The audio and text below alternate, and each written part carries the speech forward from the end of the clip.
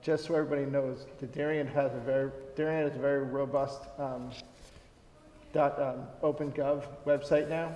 Anything that we do is all public record on the front page of the website. So anything you see here tonight, you can get the text on there. And if you can't find it, one of our staff will help you get to it. So tonight, the way we're going to work this is we have a PowerPoint presentation that's going to be given by Jeremy Ginsburg, who is the Director of Land Use in town. We're going to allow the commissioners to ask questions during and after Jeremy's finished with his proposal. Then we're going to open it up to the public and listen to anybody that wants to speak on this. Some people have submitted written testimony. You can come up and speak about it. You can speak offhand, whatever you like. And we'll take as many comments as you'd like. Then after that, we're going to go over, we have a draft zoning text that we'll go through amongst the commissioners, and we can look at that item. And then if that's all said and done, time permitting, we'll close the public hearing, and this will go on for another day. So without further ado, I'd like to turn it over to Jeremy Ginsburg. He's got a PowerPoint that hopefully everybody can see up on the screen. And we're off to the races. Good, sir. Thanks, Jeremy. Thank you all for coming out tonight. We're going to start talking a little bit about background and how we came to this point. And it started back in Connecticut Public Act 21-29, passed by the legislature about 2 years ago. Next slide. And that allowed accessory apartments, and there was a state statute that towns, if they did not opt out of that program, had to implement the provisions of that program. Darien did opt out in late 2022. Many other local communities did as well. But that really was, if you will, the impetus for the town to think about accessory apartments and what does the town want to do and how do we wish to address it. One other provision of that statute, Public Act 21-29, was the requirement for towns to adopt affordable housing plans.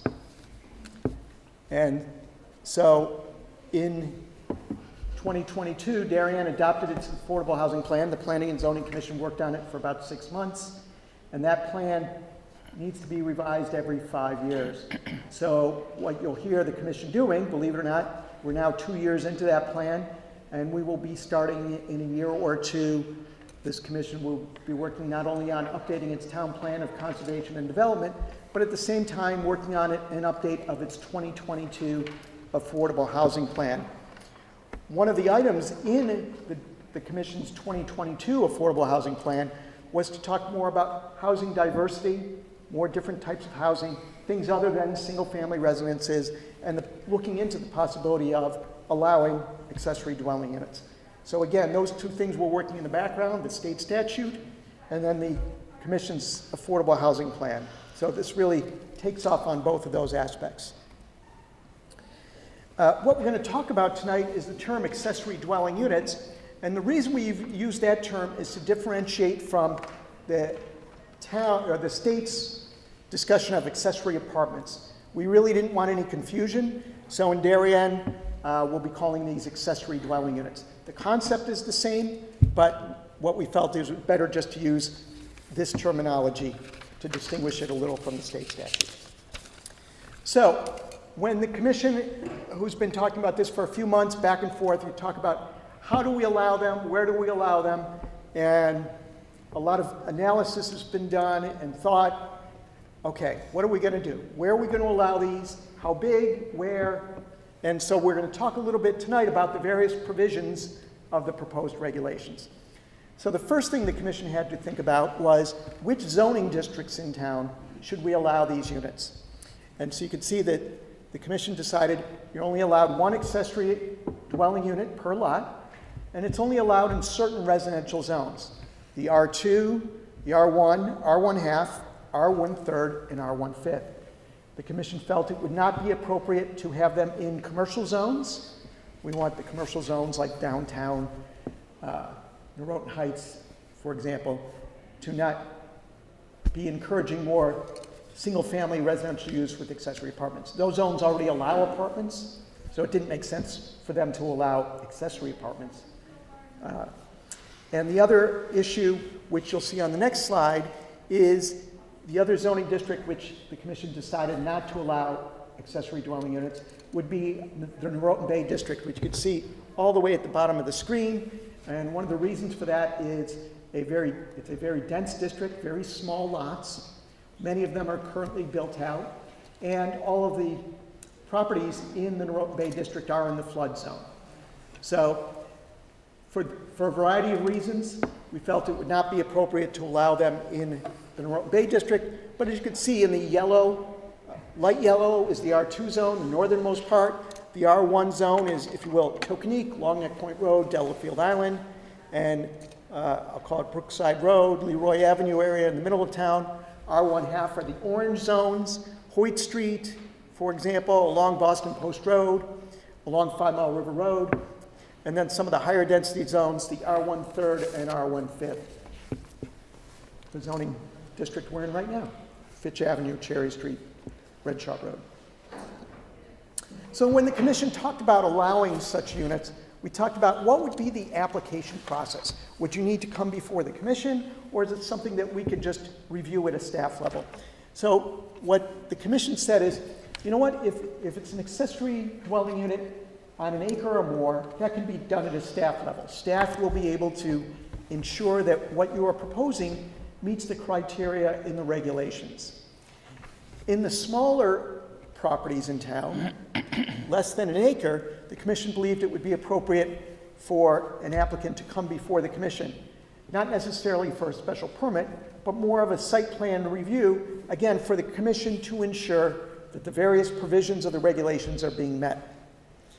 It is noted, and it's noted in the proposal, that one would need a zoning and building permit to construct the unit, because basically in many cases what you would be doing is constructing a kitchen, which is oftentimes what distinguishes part of your house, if you will, for someone to live in, would be the construction of an extra kitchen or an outbuilding in your backyard. You would need a permit to do the construction. So that's important to note. And as you can see in the slide, one of the things that needs to be addressed is whether it's a sewer connection or septic system, how will that be addressed as part of your request, your permit? So that's one provision in the regulations, is making sure that's addressed. The commission also discussed setback requirements. What are the appropriate setbacks for accessory dwelling units?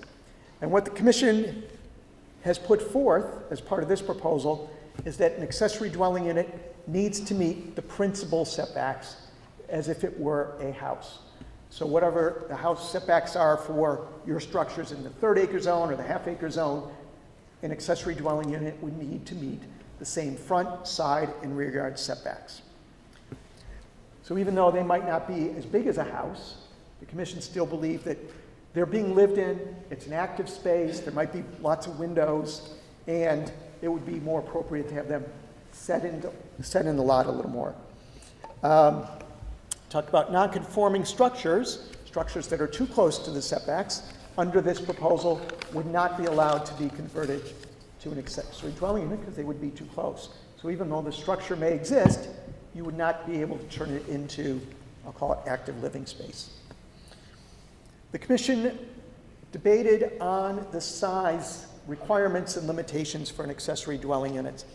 And one thing they considered was not allowing these units to become too big. So they did put a maximum 700 square foot if it's attached to or part of the main residence, 1,000 square feet if it's in a detached structure, probably in your backyard. 1,000 is, 1 story, it would be 20 by 50 feet, something like that. It could be a 2-story structure, of course.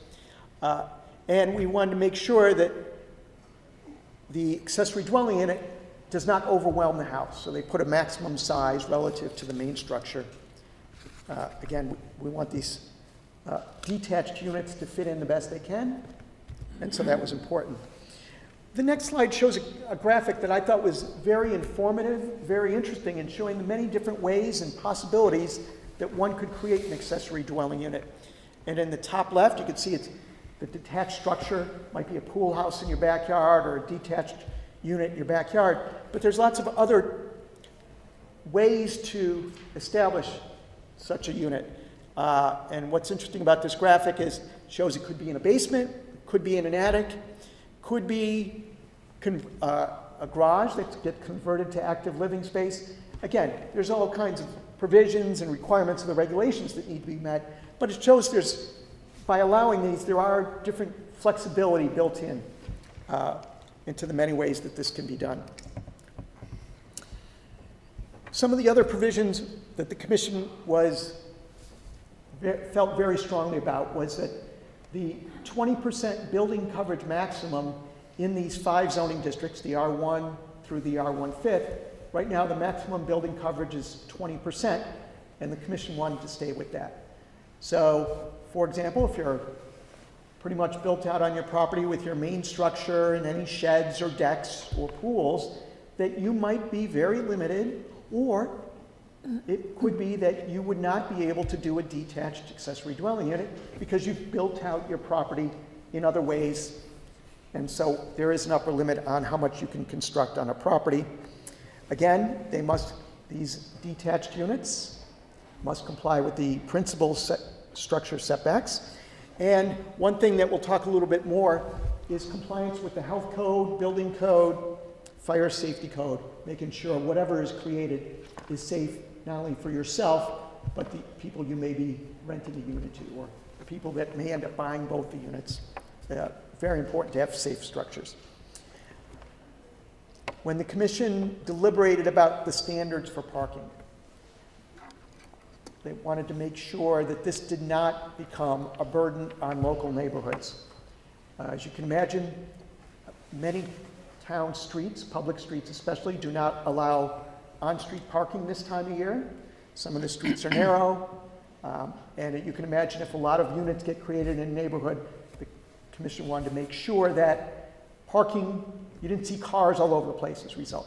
So, as you know, right now in the zoning districts, there's a requirement for a single-family residence to have 2 off-street parking spaces that comply with the front and side yard setback.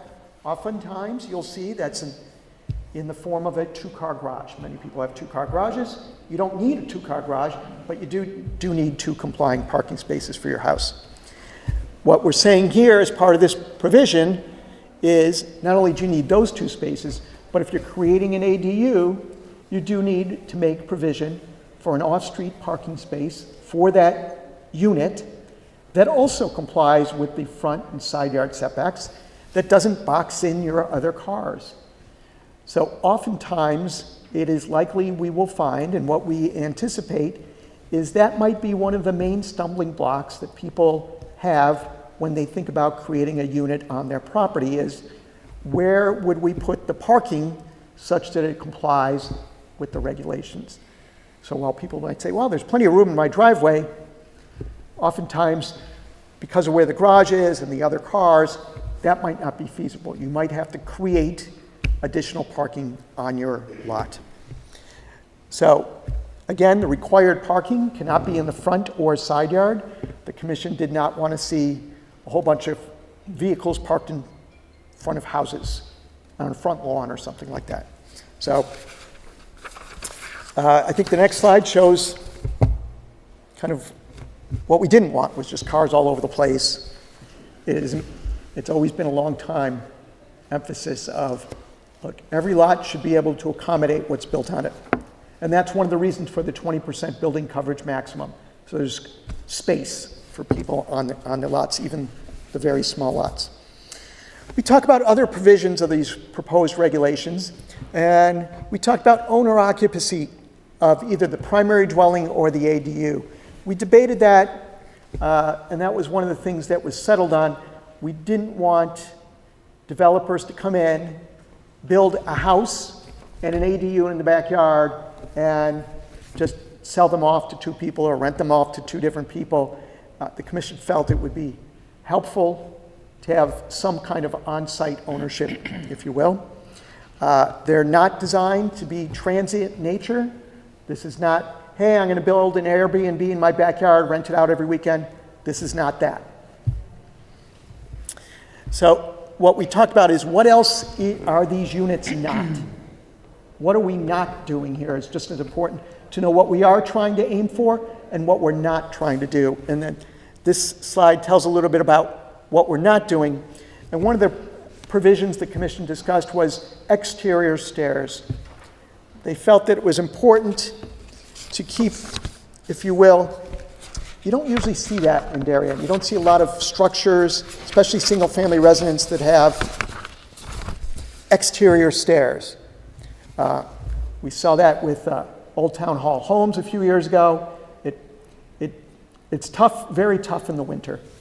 And the commission believed that if we're going to have ADUs, let's make them fit in the best we can and not allow exterior stairs. Not likely to be constructed, but it's something the commission thought about. We also discussed a sunset provision for the regulations.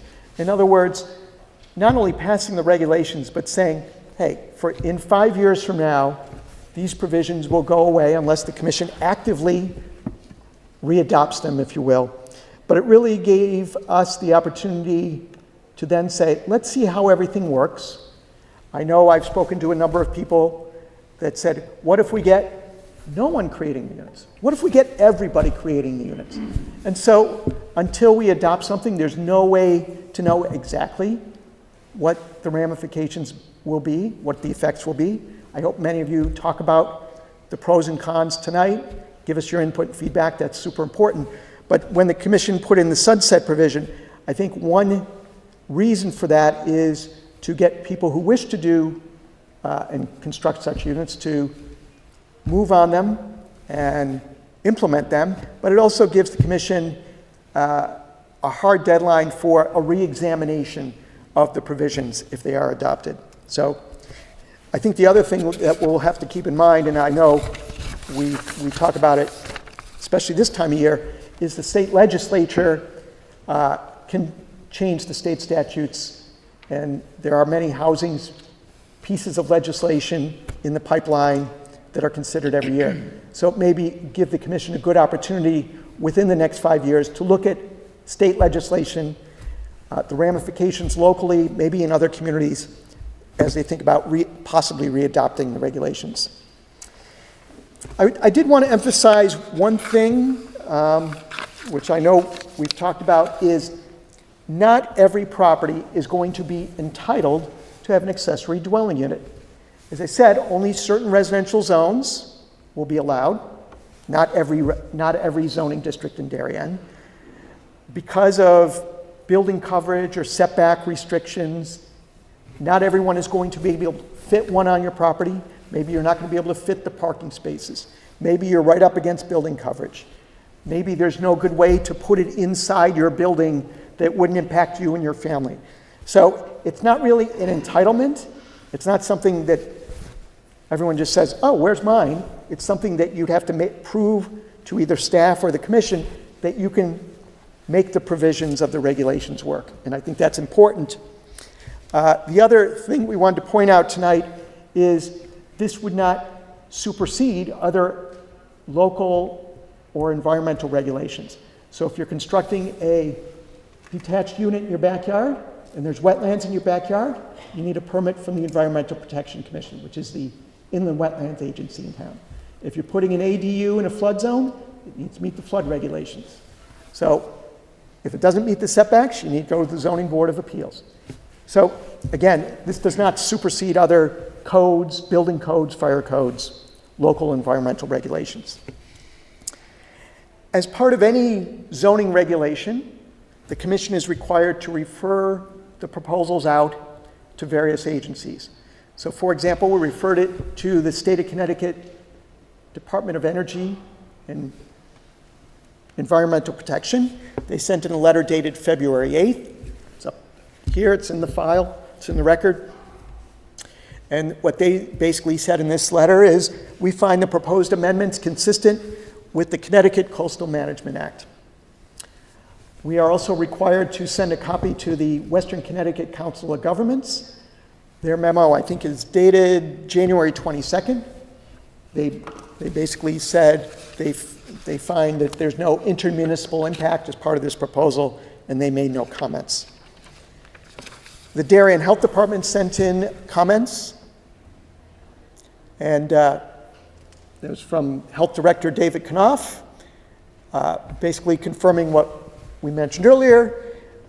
Make sure that accessory dwelling units on properties served by septic systems and wells, which is private wells on your property, need health department review and approval to assure site suitability before the commission approves it.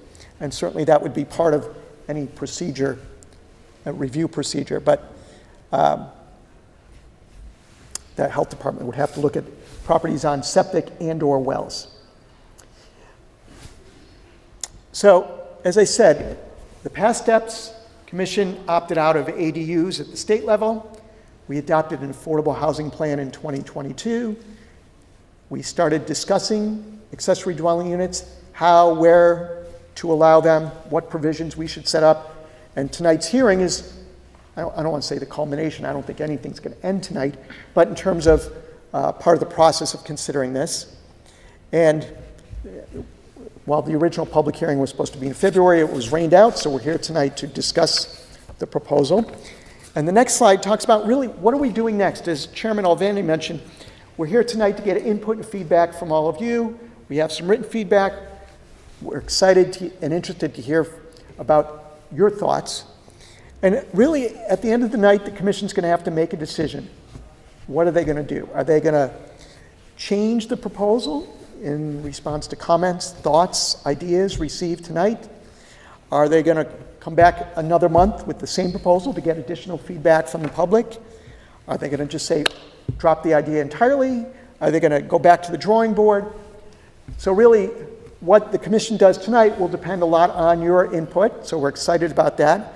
And then there may be another public hearing, which we'll advertise in the same way we advertise this one, which is local newspaper, First Selectman's newsletter, Instagram, Facebook, you're welcome to town website, example. So that really concludes my presentation. It was a little bit about some of the provisions of the regulations, and we're excited to hear from people. It should be very, very good. Thank you. Before we open up to the public, does any commissioner want to supplement what Jeremy said or ask Jeremy questions at this point in time? I'm most interested in hearing feedback. Okay, fantastic. The only thing that I want to tell everybody, these ADUs, if it starts from scratch, it costs money. A kitchen, a bathroom, you're going to install that in your house, either outside or inside. For argument's sake, maybe it's $50,000, maybe it's more than that. There will be a building permit that gets pulled, so there will be an automatic addition to the assessed value of your house, and your taxes will definitely go up on your house. The rule of thumb is basically 1% of the value. So if your ADU costs you $100,000, your taxes go up $1,000 a year. These are designed to either be, given to your college kid, given to your mother-in-law, given to your father-in-law, or given to your mother or father. It doesn't have to be an in-law, even though they're called in-law suites. I actually lived in one at my parents' house on Long Island when I got out of college. We called it 56A. I had everything that I needed for my apartment that was inside my parents' house except for a kitchen. I was 26 years old, commuted to the city, and lived in the ground floor of my parents' house. Had my own door, had my own car, everything could come and go as I pleased, and my parents had no idea where I was.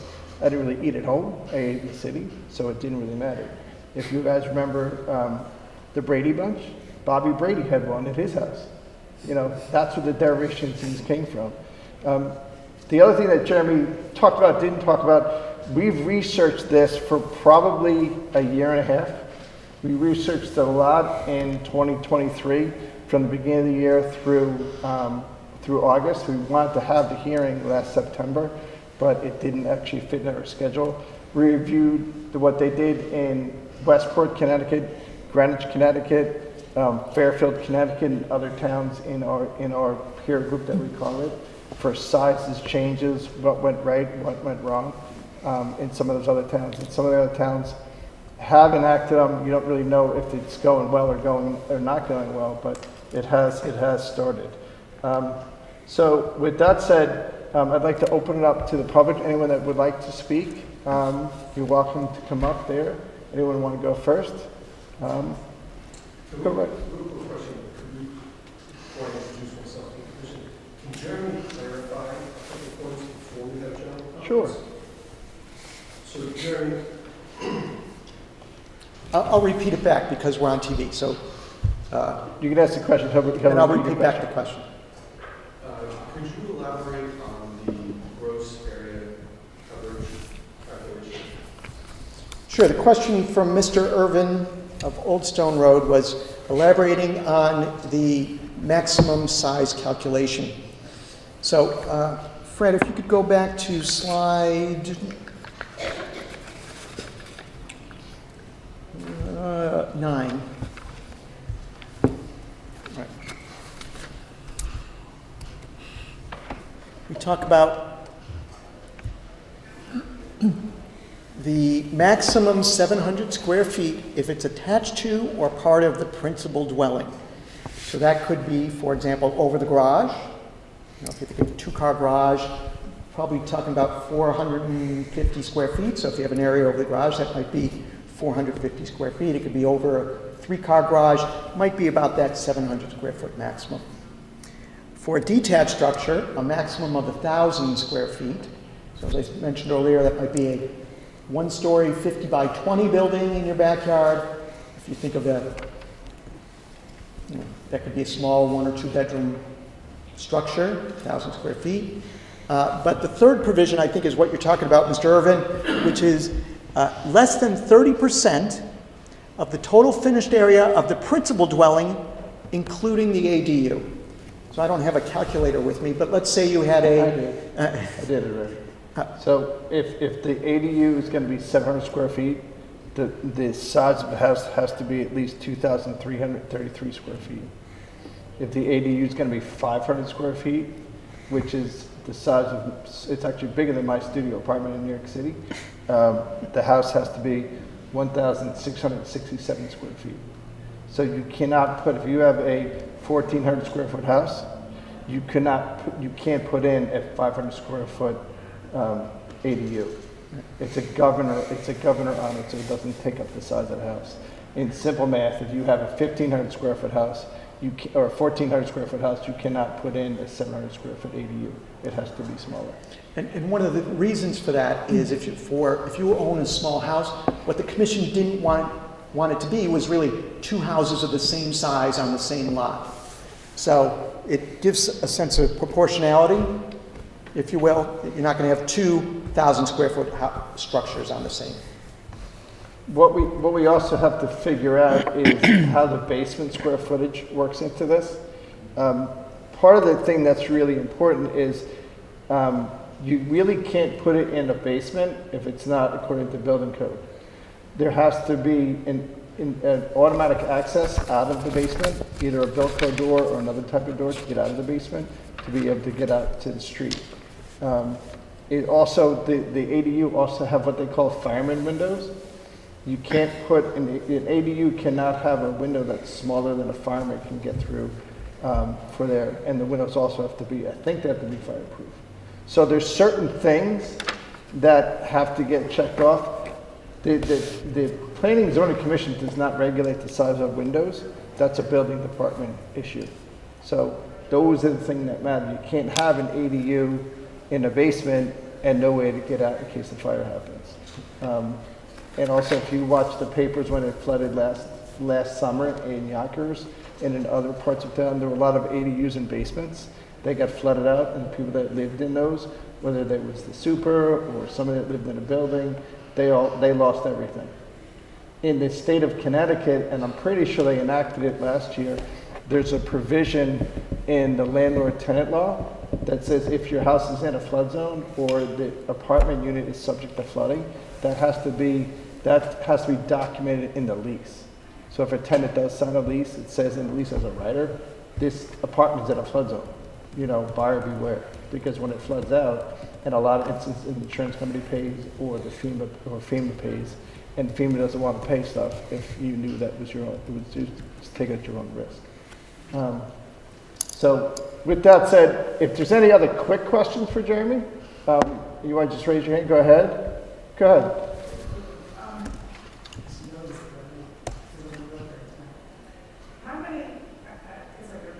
How many septic, I mean, you think of the whole town, it's 8 miles there. Anyway, how many septics compare to sewer in town? What's the Sure. difference? The question for the record is, for the town of Darien, what percent of town of Darien is served by public sewer, and what percent is served by on-site septic systems? So, Fred, if you could go just slide 6, please. For many, many years, look at a little background in town. The sewered areas of Darien were generally the higher density areas, the 3rd acre, the 5th acre, and the half-acre zones, which are shown here. The half-acre zones are in orange. The higher density zones are in tan, in the middle of the town in orange. And then as you started getting to the outskirts to the north and to the south, those were generally, 50 years ago, the areas that were not sewered. I'm speaking very generally. The 1 acre zones to the south, so if you go down Nearwater Lane or along Neck Point Road, Salem Straits, Tokenique, Delafield Island, very rocky areas. And to the north, as I said, Brookside Road by Cherry Lawn Park, I'll call it Deepwood, or north of Deepwood, and then the R2 zone, the northern part of town, Stephen Mather Road, northern reaches by Oxford School. Generally in the old days, those areas, the 1 and 2 acre zones, did not have public sewer. Most of the building lots were in the middle part of town. All the commercial zones in Darien now have public water, public sewer. But as the town has grown, as sewer lines have expanded through time, using the zoning map as a guide for where sewers are, it's not as accurate as it used to be. So for example, sewers now go up to the northern part of town by Oxford School, Tower Drive, that area. So we've been running more sewers up Brookside Road. Long Neck Point Road was done back in, I'll call it the early 2000s. And certainly, if you've been down Long Neck Point Road, you can certainly see that that has had an impact on development down there. Nearwater Lane, similarly, 5 Mile River Road, even though it was a half-acre zone, was only put on public sewer 10 years ago. So it's a good question. Most of Darien, the general rule of thumb is about 3/4 of the building lots are on public sewer, about 1/4 are on individual on-site septic systems.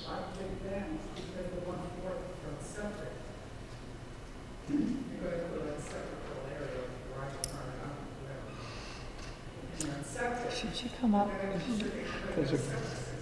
Right, the question would, right, your question is about those properties on septic systems, what would be the procedure? They would need health department approval. And whether that would mean a new septic system or an upgrade or a certification that the existing system is big enough, that would be solely the jurisdiction of the health department to make that determination. And as I said earlier, not everyone is entitled, so it could be they say, you know, you're going to need a new septic system. If you're doing this, the person might say, no, thank you. But who knows? And that's really the health department's call. Similarly, if they're unwell, you need a water source. So that's the type of question that folks who live in those areas that don't have public water or public sewer will have to work with the health department on what might work for them. Okay. Speakers, please come up. Who wants to go first? Fantastic. Welcome. Just state your name and address and record if you don't mind. My name's Charlie Bowditch. I live on 16 Old Parish Road. Do you have a letter from you or something? To the members of the Darien Planning and Zoning Commission, having been a resident of Darien for over 30 years, I have a deep affection for our town and a vested interest in its development and community character. My first P&Z experience in Darien was marked by an unexpected change after 8 years when a neighboring property was approved to subdivide, introducing 3 new houses next to mine and altering the secluded nature of the area. This subdivision was well within the parameters of the Darien P&Z regulations. This experience, though, prompted my family to move within Darien, seeking solace in another part of our town that offered the privacy and serenity we cherished. With now having a better understanding of Darien zoning regulations, we felt secure in our new environment, enjoying the peace, knowing the surroundings would not change. The last thing I would now expect is to be looking at another residential structure where I had always thought and understood there couldn't be one according to the statute. However, the recent imposition of ADU regulations by the state legislature in Hartford has raised significant concerns for me and I believe many other Darien residents. ADUs are not innocuous when one is at the abutting end of the structure. I hope that the Darien Planning Zoning Commission will exercise its authority to maintain the current statutes so to preserve the character and preferences of our community. The prospect of unchecked ADU development poses a threat to the character and sanctity of our residential areas, potentially leading to a gradual erosion of the single-family housing landscape that defines our community. I'm concerned that there are those and contractors that will take advantage of any new regulations for their benefit with little or no regard for the surrounding neighborhood. I put forward 6 legitimate concerns. 1, preservation of traditional aesthetics. Accessory dwelling units can disrupt the traditional architectural and aesthetic field of our town. Allowing ADUs may lead to a proliferation of modern structures that clash with the existing charm and character of our community. This could erode the unique identity that our town has worked hard to maintain. 2, strain on infrastructure. Introducing numerous ADUs could strain our existing infrastructure, including roads, utilities, and public services. The sudden increase in population density without corresponding infrastructure improvements may lead to congestion, parking issues, and increased demand for services, putting a strain on the town's resources. Impact on property values. The construction of ADUs could potentially impact property values, particularly for homes in close proximity to these units. Buyers may perceive a decrease in value due to concerns about privacy, noise, and changes to the neighborhood's character. This could have negative consequences for homeowners who have invested in their properties with the expectation of maintaining their value over time. 4, community cohesion. Allowing ADUs may disrupt the close-knit community fabric that our town enjoys. With the potential for increased transient populations in ADUs, there may be a decrease in long-term resident involvement and weakening of community bonds. This could have negative implications for social cohesion, neighborly relations, collective initiatives that contribute to the well-being of our town. 5, zoning and regulatory challenges. Implementing ADUs requires careful zoning regulations and oversight to ensure compliance with building codes, safety standards, and neighborhood compatibility. The enforcement of such regulations can be challenging for a small town with limited resources, potentially leading to inconsistencies, disputes, and legal issues that further strain municipal resources and create tensions within the community. Gentrification and displacement. 6, allowing ADUs may contribute to gentrification pressures, leading to increased property values and rents, which could potentially displace lower income residents. This could result in the loss of socioeconomic diversity and the displacement of longtime residents who can no longer afford to live in the town. It's important to consider the potential social and economic ramifications of policies that favor ADUs over the other forms of housing development. In closing, I kindly request that the Darien Planning and Zoning Commission take into consideration these concerns and uphold the current statutes so to eliminate any impact ADUs would have on our neighborhoods. Once the genie is out of the bottle, there will be no reversal with repercussions to the schools, traffic, environment, and overall character of Darien. I beg the board to opt out of ADUs. Thank you for your attention to this matter and for your ongoing efforts to maintain the integrity and charm of Darien. Thank you, sir. Thank you. Appreciate it. Anybody else like to speak? Ms. Sabatakis? Welcome. State your name and address for the record. Thank you. Hi, my name is Amy Zavatakis, 3 Holmes Court. I am also a member of the RTM, chair of the Planning, Zoning, and Housing Commission, and an attorney with Rucci Law Group who I appear before you often. So I just say that to say that I am only speaking for myself personally, but I certainly am pleased with the fact that you guys are addressing ADUs. As I know you are aware, there are a number of illegal ADUs in town. I think this will be a good process to start so we can maybe legalize some of those structures. From the RTM perspective, when we approved the opt-out from the state statute, it was a request from our commission that you guys address ADUs, and we appreciate that you're doing so. So in general, I'm very much in favor. I'm in favor of increasing the diversity of housing in Darien. There's one point in the proposed regulation that I want to address, and that is the owner occupancy standards. And while I absolutely recognize why the commission put that forward and why you would want to have owner occupancy, I think you're giving neighbors a false sense of security. I think that that is not possible for the planning and zoning staff to enforce. I think a neighbor who's concerned, they come into the planning and zoning office, they have absolute proof that both of the people that are on the property are leasers, no one's an owner. What's the staff to do? There's nothing in the regulations that I saw that gives the planning and zoning department the ability to lien the property, to impose fines. They're certainly not going to evict them. And the two families that are living there as tenants are completely innocent. Why would you evict them? They're not the ones violating. I don't think you can pull a CO that's already been issued because of the fact that there's 2 tenants living in there. So I just want to be careful about that because, like I said, it's not that I don't think it's a laudable goal, but I don't want us to go into this and then have a situation where we've told people this is something that is part of the regulation and then we have no way of enforcing it, and it just really makes these guys' jobs harder. It makes it harder for those of us that are saying, yeah, everybody's got to follow the rules if people aren't able to. So many of the other parts of it are things that you can enforce when you decide whether or not you're going to approve the ADU in the first place. But that one is an ongoing thing, and I just don't see how you can have that as part of the regulation when you can't enforce it.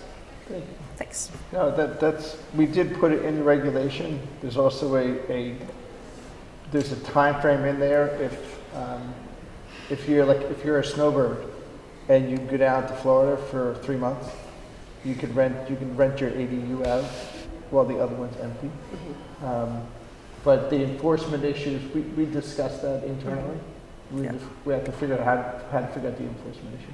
Because you're right, once somebody starts signing a lease, the only way you're going to know that 2 people moved into the house is from the neighbors, and they saw 2 moving trucks move to the house. Right. I do know that other towns require, annually, they require homeowners to file affidavits on the land records affirming that as the owner that they're living there, that maybe is something to consider adding to the regulation if you really want to have that owner occupancy. But like I said, again, so what? So it's not there. What are you going to do? The town doesn't have the power to evict. Yeah. Plus the town's got, P&Z has no finding provisions at all. Correct. You don't find any, the only people who can find somebody, I think, is the blight board. Right. And they have their own issues. Thank you. That's for sure. Thank you, Amy. Anybody else want to speak to this document? Please. I think she did. She did. She did her homework. Good evening, Commissioners. My name is Michael Irvin. I live on Old Stone Road. As a matter of record, I'm not operating in any official capacity as a commissioner of our town's EPC. Embarrassingly, I did not know our town was considering ADUs and only came to find out when I was looking for my own meeting minutes. So very quickly, I just oriented myself with what the town has been discussing and want to come here and say thank you and offer my opinion and some information. I'm going to hand over to either Jeremy or Fred some reference material, which I'm sure you may have already read, and after this evening, maybe you'd like to read it. But for the record, the American Planning Association's 5 key ADU state bills that either have recently passed or are in the process of passing. The AARP Expanding ADU Development Report, it goes to speak to regulations and help seniors understand how they may go about developing an ADU. And the American Planning Association's Equity in Zoning, a policy guide, and there's quite a bit of material on ADUs there. So Jeremy's right here. Also for the record, any ADU policy doesn't benefit me. I'm not planning on moving from my home, which I newly constructed a few years ago. And where I am currently in my life, I do think about where my in-laws and my own parents are going to live, but it's not applicable to me here in Darien. But I would like to recognize that I believe ADUs afford Darien residents an option to manage their lives, where a family can support multi-generational activities in their own home.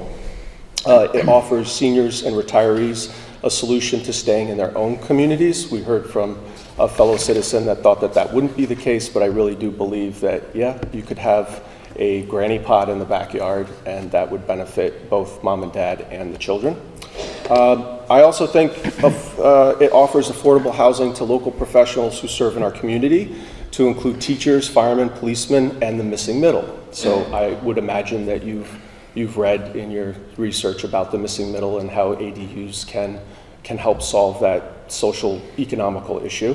But anecdotally, wouldn't it be great as if I was a retiree, I'm a snowbird, and I have a Darien school teacher who happens to be single and would like to live close to home and not have to commute 45 minutes from a more affordable community. I think that's a wonderful option to have in our town. In general, while I think the addition of ADUs to Darien will prove helpful, I don't think that they're going to be wildly adopted. I don't think that will be the case. I think this will be more of a benefit to those who are looking to have an application for a pool house with a kitchen in it, quite frankly. More importantly, I'm in favor of this type of zoning amendment if it helps reduce overly concentrated development in the downtown district, where developers are proposing to cram to the setback apartments that just aren't conducive to our town resources, our sewers, our parking, etc. And similarly, I think ADUs might help other housing considerations where it would take the need off of the desire for developers to convert apartment complexes or to convert office space into apartment complexes. I think it's important for the commission to be mindful that Darien requires a balance of land use. So if we currently have office buildings, for example, and we convert those to apartments, and we need to go back to a situation where we need office, as per a recent article printed in Bloomberg, which I'm sure you're familiar with, is we might have a bunch of financial industry folks that want to take up a shingle outside the front door of the post road here in town. So for those reasons, I believe the ADUs may actually take the strain off of our system and provide some housing in a more organic way. As it relates to the proposed zoning regulations, and from what I've read in material, I wanted to bring up 4 issues. First, owner occupancy requirement. I believe the type of ADU occupant is germane. I understand the anecdotal explanation as to why that may be the case, but in general, I don't think the structure cares who the individual is that's living in that structure. Many states, to include California, have ruled that there can be no owner-occupied requirement, as it's believed to be discriminatory and equitable to various demographic groups and a violation against property owners' rights. Which has also been already pointed out, I believe that it would be difficult for the town and staff to police and enforce this policy. And even more importantly, based on a windfall of updated regulation to not make owner occupancy a requirement, I think it makes our town susceptible to litigation and with said legal precedents that we'd be very susceptible to lawsuits. So as the first bullet point, I really feel that it's a germane issue and it should not be a regulation. But since so many large states are adopting that, we really should we should consider the alternative. Jeremy, thank you for pointing out the gross floor area piece. This is my one consideration I'd ask you guys to think about, is if I have an R13, so this goes back to coverage in the 30% rule. I believe in reasonable development. So something that's just keep it simple, and when you see it on face value, it makes sense. If I live, and I think this is really going to be the target for this type of development, is if I am maybe a senior and I live in an R13 piece of property, and I have the original 1950s Cape Cod on it that has, let's say, 900 to 1,000 square feet on it. Based on this 30% rule, the maximum development that I could put into place would be, let's just say, 400 square feet.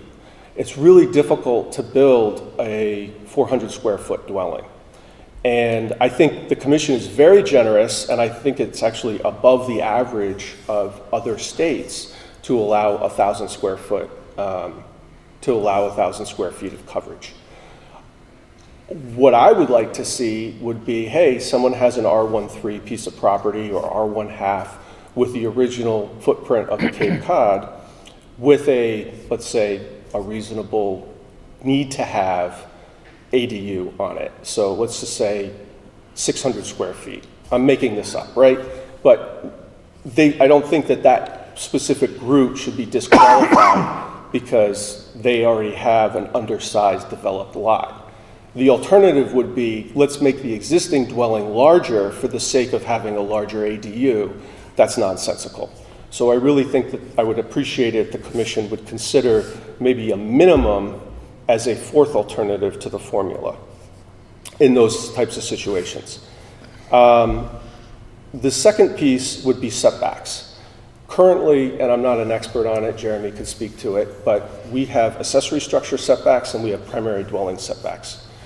I'm going to skip around a little bit. I think the commission should consider where it makes sense. I think staff does a very good job on normal applications where there's some type of privacy screening or hedging where one could obscure the ADU from the primary dwelling and or the neighbors.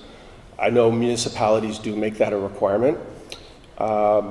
And that could potentially play into the fact of, hey, I have an R13 with a minimum rear yard setback of 30 feet, a combined side yard setback of 25 feet? 15 on each side.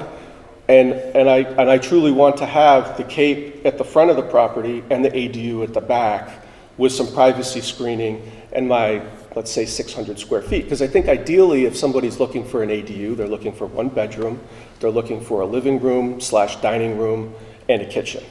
And there's a lot of engineering to have all of that on 2 floors. So I think potentially, I think it would make sense to look at it from an accessory structure if this ADU was a typical 1-story unit versus a full in the primary setback dwelling of a 2-story unit. If I was that person that had a Cape Cod and I was looking to put a ADU in my backyard for my parents to live in when they're not in California, for example, I wouldn't want to be looking at a 2-story unit. And again, I go back to the example of you know, the ADU will definitely benefit those folks who have 1 and 2 acre properties where really they can fall under the ADU regulation and have a more grand pool house or a guest cottage or a party barn. And that's all I got for this evening. So, you know, thanks for looking into this. Before you step down. No, you can't. You can come up again So and ask us a question. You can't ask them a question. So I appreciate all your work, and then I would also ask that, I don't know, from a procedural standpoint, if you continue the hearings, or if this hearing closes and then you open a new hearing.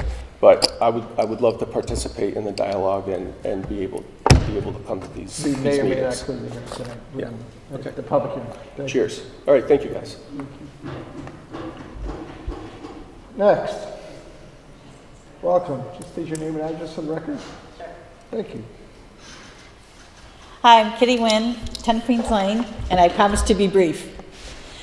We've lived in Darien 34 years, raised our family here, and when you ask about Darien, it's a great place to raise our family. And I know that because my kids would say that. And this is about family.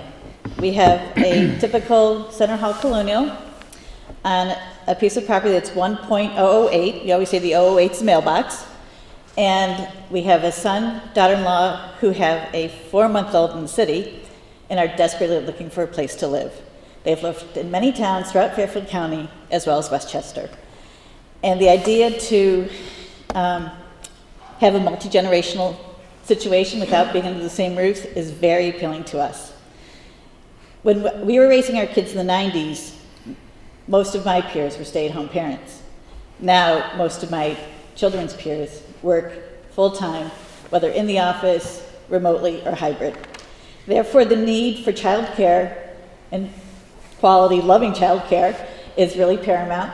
And then we can forecast not too far down the road, but we'd love the elder care. So I'm a big proponent of Darien considering an ADU. And if it means owner-occupied, where you don't charge rent, I think that's great. Thank you for your time. My parents didn't charge me rent. I don't think Bobby Brady got charged rent either. Anybody else? Mrs. Klein, welcome. State your name and address for the record. Thank you. Good evening, Chairman Mulvaney and Commissioners. Thank you for the opportunity to speak tonight in support of the proposed amendments to your ADU regulation. Although it was disappointing that Darien chose to opt out of the requirements of accessory apartments. My name is Yvonne Klein. I'm former CEO of the Connecticut Coalition to End Homelessness, former Commissioner of Housing for the state of Connecticut, and former First Select Woman here in Darien, Connecticut. I live on Saltbox Lane. Box Lane, thank you. Saltbox Lane. Saltbox Lane. Yep.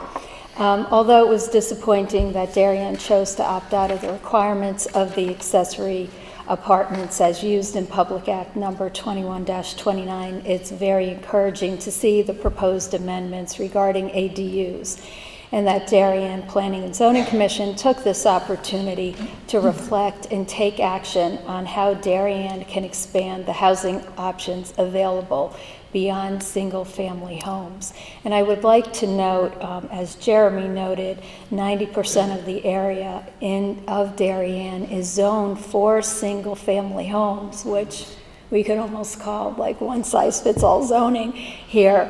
But 88% of the homes in Darien are single-family homes, and the rest are multifamily. So we do have, as I mentioned, beyond single-family homes, which comprise 88% of our housing. We have multifamily, mixed-use developments, as well as cluster homes. ADUs not only provide housing options, but also provide housing cost options. So as we're all aware, Darien is expensive. So I tried to source some of this. So depending on which site you looked at, the median price to purchase a single-family home in Darien, some sites say it's $1.8 million, others say it's $2.1. And when you look at house sizes, 65% of our homes have 4 bedrooms or more, and almost 3/4 of our homes have 3 bedrooms or more, making our homes expensive. To afford to live in Darien, a person must make, or a household must make, at least $42.88 an hour. And that's probably low, right? If you go home and you do the math. Rents in Darien vary. Rent ranges are 0 to 1,500. 70% of that makes up 17% of those rentals. $3,001 to $4,500 a month are 25%. $4,501 to $6,000 at 25%. And really, the bulk of the rentals at 33% are over $6,000 a month. So again, no secret that Darien is a very high price to purchase and high price to rent municipality. Average rent for a one bedroom is $2,614, and average rent for a studio is almost $2,200 a month. So these proposed amendments, if approved, will provide much needed housing options at a variety of price points to, well, you know, we think about who we're going to attract, young professionals, or keep, and many folks have mentioned this, keep our empty nesters in town, and also provide, as some folks have mentioned, multi-generational households, if you will. You know, certainly this process is demonstrating, as Jeremy mentioned, a simplified process. You know, it really is as of right zoning, which is really a great opportunity to clarify and have this conversation that as of right does not mean build anywhere, anyhow, anyway, at any time. That ordinances must and regulations must be followed. And that's it. I think this is a great opportunity for the town to diversify its housing options. It's keeping in line with your affordable housing plans and the goals that you have established for this community. So I urge you to approve the amendments as proposed. Thank you again for this opportunity. You also have my written testimony. Thank you, Ron. Appreciate it. Thank you for your time. People are really looking into this stuff. Welcome. Hey, you're up. Yes, go right ahead. Just give your name and address and record. Thank you. Hello, my name is Christopher D. Lloyd. I live at 15 Ridgeview Avenue. I'm very much in favor of this. I think that this is a fantastic idea. My wife and I moved to Darien about last August or so. We just had a baby, and lady who was just talking, fantastic. I loved all your points. Yes, excellent. One number I think you missed was how much childcare costs in this area. It's astronomical. So anyone who has a baby or a young child recently, it's about building blocks over on Hope Street over there, I think where it is. It's about $2,500 a month in addition to the mortgage you're paying now. You said it was like $1 to $2 million for a home here. That's about how much we paid for ours. It's really unaffordable, I think is the word for, I think, people that are probably my age are just like trying to get started in life and just get started with a family. I think the ADU is a very fantastic, affordable option where my wife's parents, they want to come in and live with us. Right now, they're my seller. I'd love to get them out. Would love to have this go through, would love to see it. One thing that I wasn't 100% on board with this plan was the offset requirements. My home is old. It was built in 1911. It's I think that this building and was established in like 1925, so it predates all the Darien zoning stuff. So the people who built it didn't exactly take that into consideration. And I know it's too close to the street, it's too close to the side yard.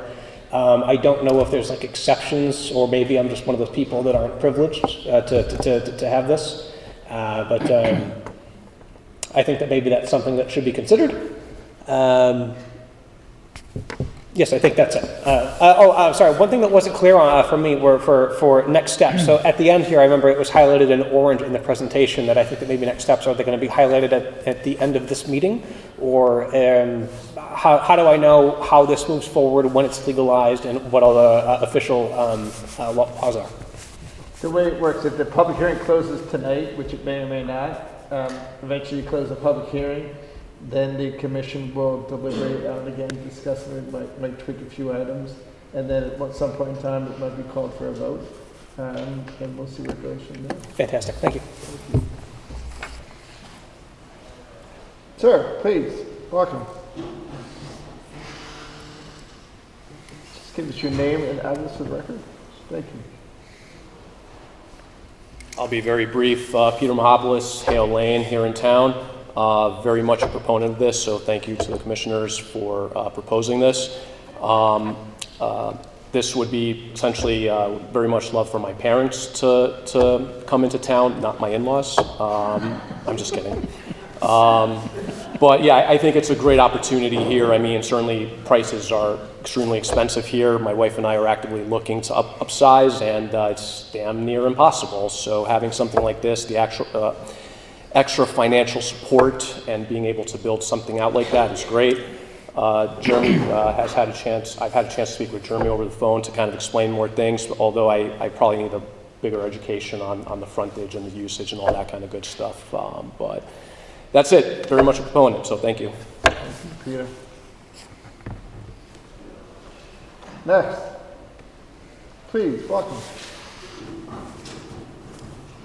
Nice to see you again. What's your name and address for the record? Good evening. My name is Rolf Oben. I reside at 9 Archer Lane here in Darien.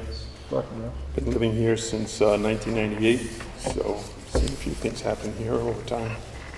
I'm also a member of the RTM on the Public Works Committee, but I'm speaking strictly as a resident in no capacity to the RTM.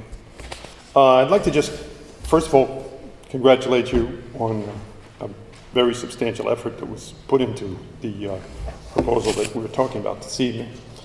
I'd like to clarify something, though, with regards to the Public Act number 21-29 passed by the legislature. That, to my understanding, was we, the legislature, have passed this bill that says towns will have ADUs, accessible dwelling units. You can either accept this and go with it, or you can opt out. Okay, so it's, to my understanding, this is an either-or situation. It's not like we can say, well, all right, well, we're not going to do ADUs and nothing's going to happen. If we do that, the state's going to say, okay, fine, then you will not comply with Act 21-29. Do I understand that correctly? We opted out because we wanted to opt out. We didn't like their regulation. We do not have to do this.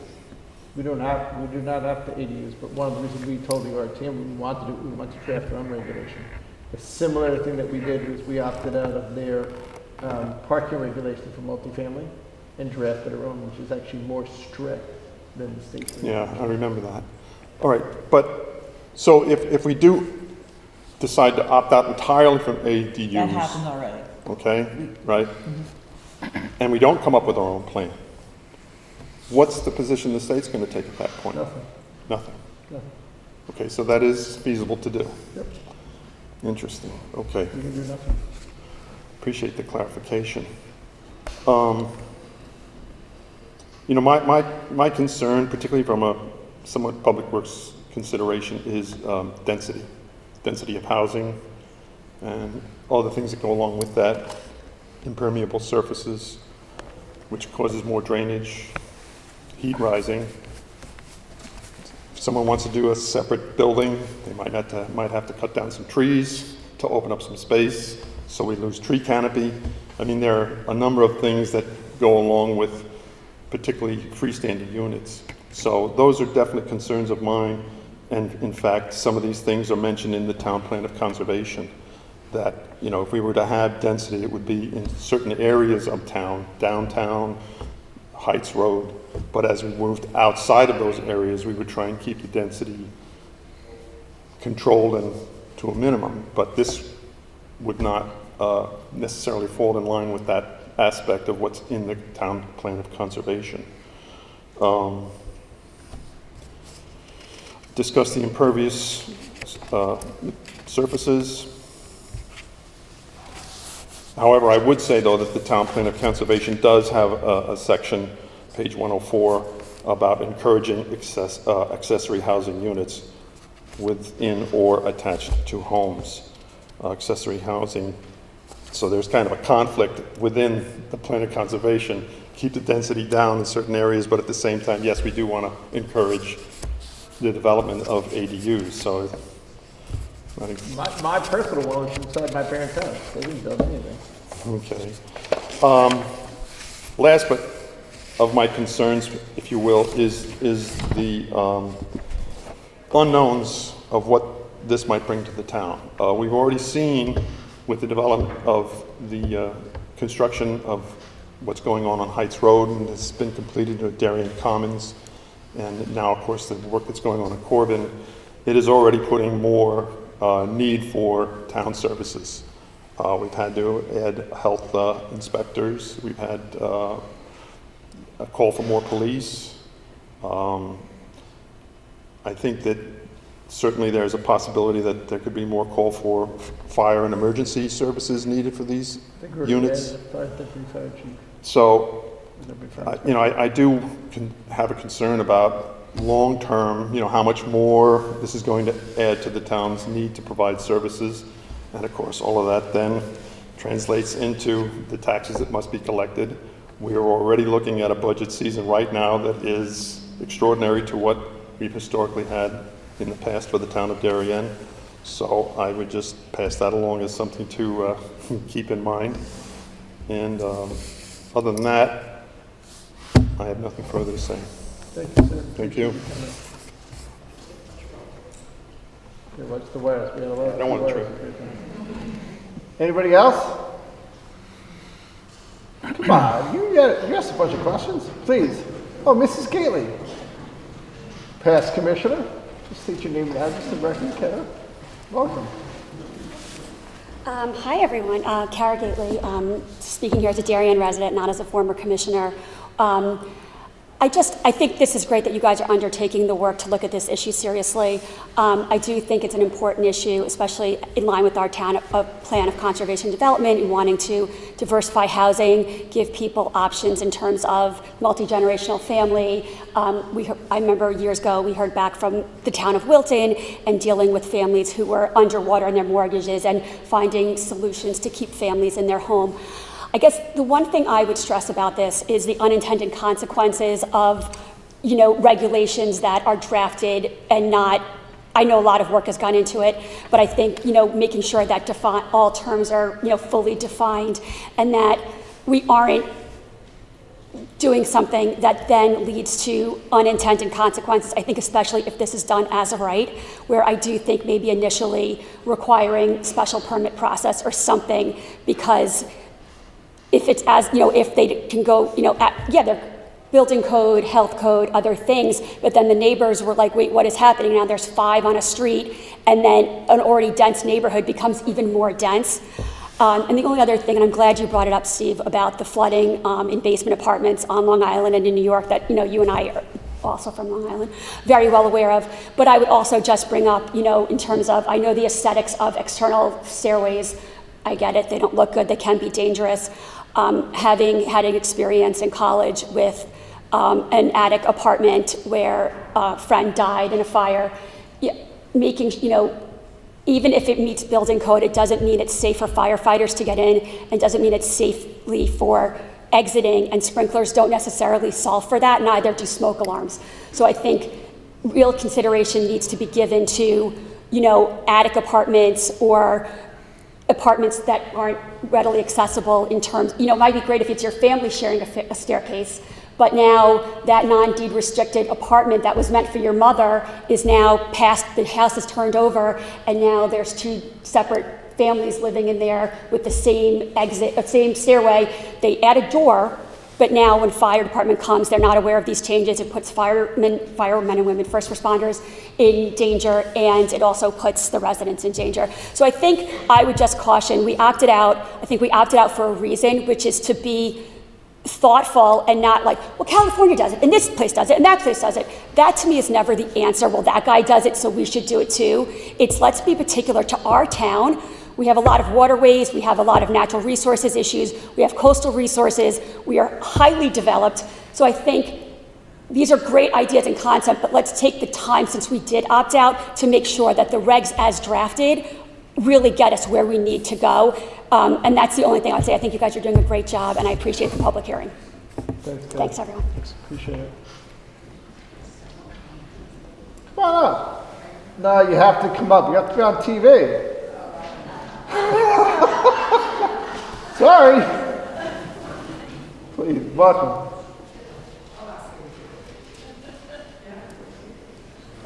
Give me your name and address and record check. Sure. Thank you. My name is Chris Lambo. I live at 27 Raymond Street. Great. I'm in favor of this. I think that you guys did a great job drafting this. And I'm just in favor of it. The only thing that I would ask is for you to consider the 30% rule for the detached structures. Some people would have homes that you would only be able to get to a certain amount of square footage for that detached structure because their house is small. Maybe they have a large piece of property and they just have a small house. And having another house that's 1,000 square feet in the back of the property wouldn't really look that strange. I think it just puts limitations on the size piece of ADU unit that you can put on your property, which restricts the amount of bedrooms you can have or whatever. In my situation, it would be used for my mother, and then, when we get older, my kids are out of the house, I can still stay in Darien and don't have to live in a 3,000 square foot house. So I would just ask you to take into consideration the 1,000 square foot, the 30% rule, I guess, for homes that are smaller than, I guess it would be like around 3,200 square feet for you to get a 1,000 square foot ADU detached in your backyard. It's a big house, and I really think it would do. For 1,000 square feet? Yeah, I mean, most apartments in Darien that are 1 or 2 bedrooms are probably right around 1,000 square feet. But Yeah, my apartment in New York City was 802 square feet. It was a huge one bedroom. I lived in some small ones too, but I just think that if you are within all of your setbacks and within your lot coverage, I don't see the reason why there should be a 30% rule.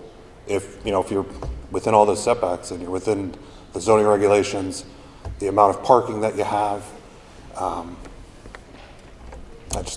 don't see the reason for the rule. Thank you. Okay, thank you guys. Anybody else want to speak to this application? What's that? No, but ask anybody else. You're good. Thanks, Chris. Good, Ralph. You're in place.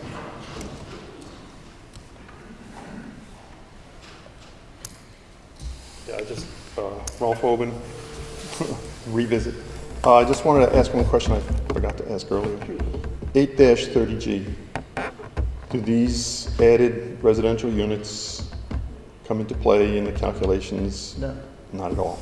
not unless you're deed restricted affordable, which is a whole different kind of thing. Different. Thank you. You're welcome. Anybody else want to speak to this application? What do you want to do, Jeremy? You're... Come on up. We don't bite. I'll just stand with you. You can stand together.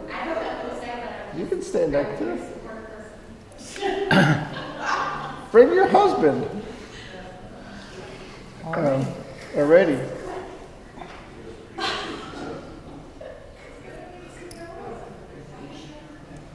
See, if that's right, we don't have to keep the hearing open if everyone's spoken. That's the point. Right?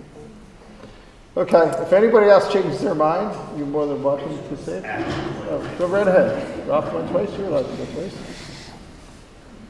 I hear a lot of talk about, oh, this is going to be for my aging parents.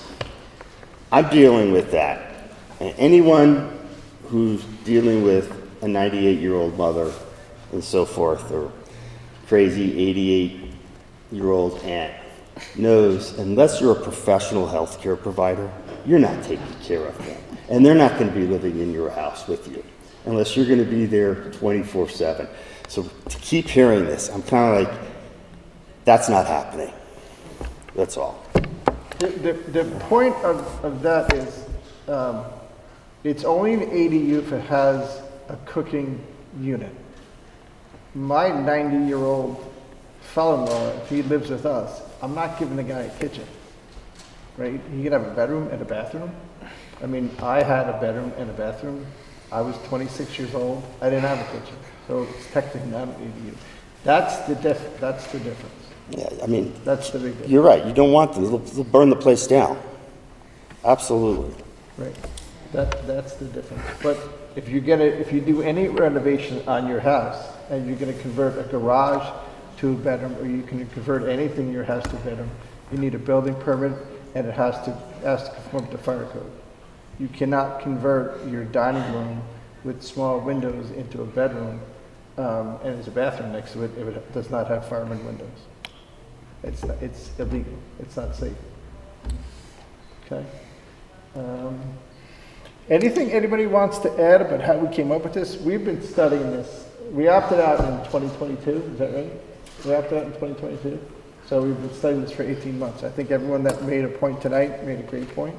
That's what we're here for. We're here to listen and get additional ideas. We think outside the box. Since 2022, there have been some new commissioners that have come on the commission and added to the conversation. Some of the items that came up tonight I think are important. There are some towns that we do model, and there's some towns that we don't model on what they do because of what you do. For example, Greenwich, Connecticut, great town, they have a huge parking problem in their R1/5 zone. It's on the southern part of town near exit 2. All the cars park on the street. It's a free-for-all. You know, that's not something we want in town. We don't have any parking garages. The snow plows come by. We don't have that. If it floods, all those cars get washed away. That's what we regulate against. If you have a house that's a 1/5 acre lot, can you have an ADU? Yes, but you need to come to the commission, show the commission that it'll fit, because when I lived in my ADU, if I blocked my father in at night and he was waking up playing golf the next morning at 7:30 and I blocked him in, he woke me up. You know, that's why on 1/5 acre lots, it may or may not work. All the parking spaces have to be paved with some kind of hard surface. You can't just start parking on the grass in front of your house. That's in our draft regulation. So we've thought about a bunch of items. I think Jeremy gave us all the highlights tonight. There's a couple different nuances inside the regulation. And one of my big things that I want to do, there are some additional houses that have two sets of families in there, 2 people living there. If you drive around, you can see them. I want to legalize those things. I think one of the people made that comment. We'd like to legalize those units. And all of these, any house that does have an ADU on it, and they get a regulation, it's going to be recorded on the land records. That's in the regulation, which is a single piece of paper. The other item that I just want to note on, in part of the state process, they don't want to have usury fees. You know, our special permit fee in town is like $700 or $500. You can start paying fees to the P&Z Commission to review stuff that goes up to $1,000. For these regulations, if some elderly woman has a house and she wants to put an ADU in it, the fee could be $5. It could be $0. We've not set those fees yet. It's just review fees. The building permit fees, that's a whole different kettle of fish. We don't control that. But these are some of the items that we've discussed, talked about, looked into. The setback items is a big thing. I personally do believe that a lot of the pool houses will be converted to ADUs. But again, it goes to the kitchen. You know, I don't know that many people have kitchens inside their pool houses. Some do, some don't. You could have a 2-bedroom pool house with a kitchen. Those are some items that allow there. Some of the pool houses are on the 5-foot setback line. That wouldn't be legal the way the current regulation is drafted. A freestanding garage that's 5 foot from the setback line, that cannot be converted because it's not in the principal setback line. That's the way the regulation drafted. Whether it's going to finish like that, I don't know. We will see. Anybody want to add anything else before we move on to the next item on the agenda? I'm good. Want to close out anything, Jeremy? The only thing that I would add is, I think that the draft is what we propose hopefully captures most of what you can anticipate. There's certainly, doesn't cover every scenario. And just like if you're applying for a renovation and it doesn't meet the codes, you as a resident have the ability to apply for a variance and have that process. And that would trigger your abutters of your neighbors to be notified and have the ability to weigh in. So I don't think that what we're saying is going to take that away. We're not certainly wanting to propose something that will trigger a lot of zoning board of appeal applications, but that certainly is available to homeowners. Yeah, I think that actually, importantly to that, I think if there is a non-conforming use, like you're too close to the setback, or you want to build a larger structure than what's allowed under the regulations, there is a process to actually go and try and get a variance and try and modify that. So if you've got a unique property, or I sat on the zoning board of appeals and chaired it for a while, so I'm pretty familiar with the process. It's not an easy process, but there is a process for those types of decisions to be made. And you know, the scenarios you're describing with a smaller house and a larger ADU, right? Those are going to be the outliers, and so those would really kind of more naturally fit into the variance process. Good. Do you guys want to go over this regulation now in draft, or you want to do that for another meeting, since we're here? I'd save it. Save it? Yeah. Okay. All right. Anything to close? Well, this is our draft regulation. Right, so I think what the commission's saying is that meeting sometime in the future, you'll discuss it, and as I said, as kind of the options is, you're gonna make a decision on what the next step is, whether to go ahead with this, come back with a modified proposal. We got some great ideas and concepts tonight of possible things to change, clarify, tweak, whatever it is. And certainly it gives us, the commission, an opportunity to watch the video back, read the minutes, and think about the feedback we got, which was great. So thank you all. Okay, with that said. My only question is, should we leave it open for like a week? If people want it, like, right, once we close it, nobody can submit, nobody can. I was thinking the same thing. Right, if we just give sort of the public another week and let them, you know, if somebody has something they want to submit, this lady wants to submit a written statement instead of getting up to the podium, you're giving them the opportunity to do that. Because if people watch it on TV, next week, they can submit it, something in writing. Okay, so we'll leave. But not open for further public comment, just they can For submit. submittals, that's the way the state does it. The public hearing ends at a certain night, but you can still submit testimony, you know, up for a certain day. Okay. So that would be till March 19th for further written comment? Okay, you want to do it that way, or you want to close the hearing and then keep it open for written comment? Yeah, I guess what the commission could do is say they'll continue to accept further written comment till March 19th. Do it that way? It would be a week from today. Why don't you make it to that Friday? That Friday, that is the 19th, plus 3 days, like 2 days or something? Much faster than I am. Yeah, that would be the, we could do it till the 24th of March, which would be the Sunday night. Okay. So you can put like a blast out on social media that says the hearing closed, but we're going to keep open public comment through, you know, the 24th or 23rd, something like that. Okay. But you can email it in. Right, to Sunday, March 24th. Why don't you just say where the email is to send it in? Sure. We have a, Is that good? Yeah. the Darien Planning and Zoning Commission has a email address, darien.pzc@darienct.gov. That's DARIEN, P as in planning, Z as in zoning, C as in commission, at darienct.gov. So many of you have already sent in written comments. You're welcome to send in other comments.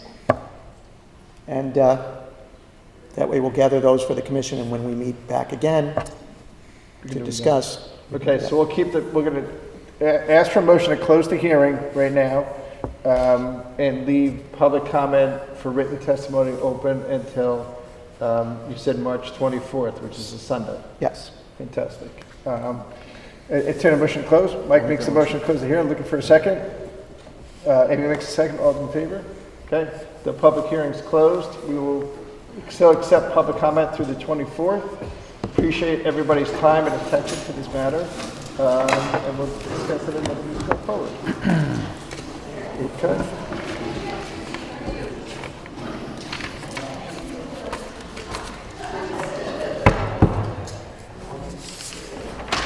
Alrighty, that is the end of the public hearing for this evening.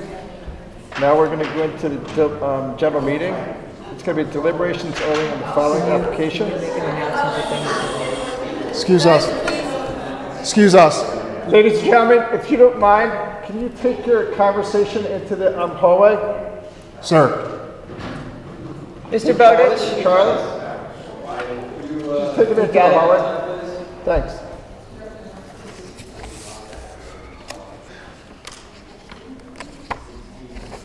Okay.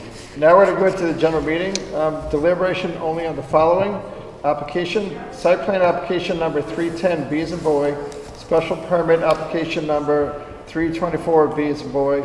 Flood stem prevention application number 425, B as in boy. 7 Cedric Avenue, LLC at 7 Cedric Avenue.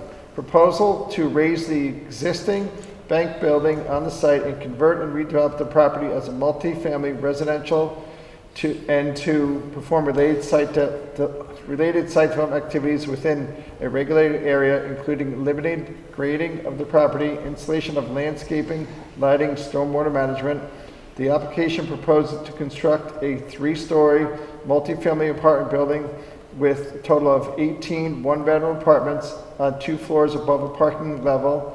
Establish a 4,969 plus or minus square feet of public plaza area and off-street loading area.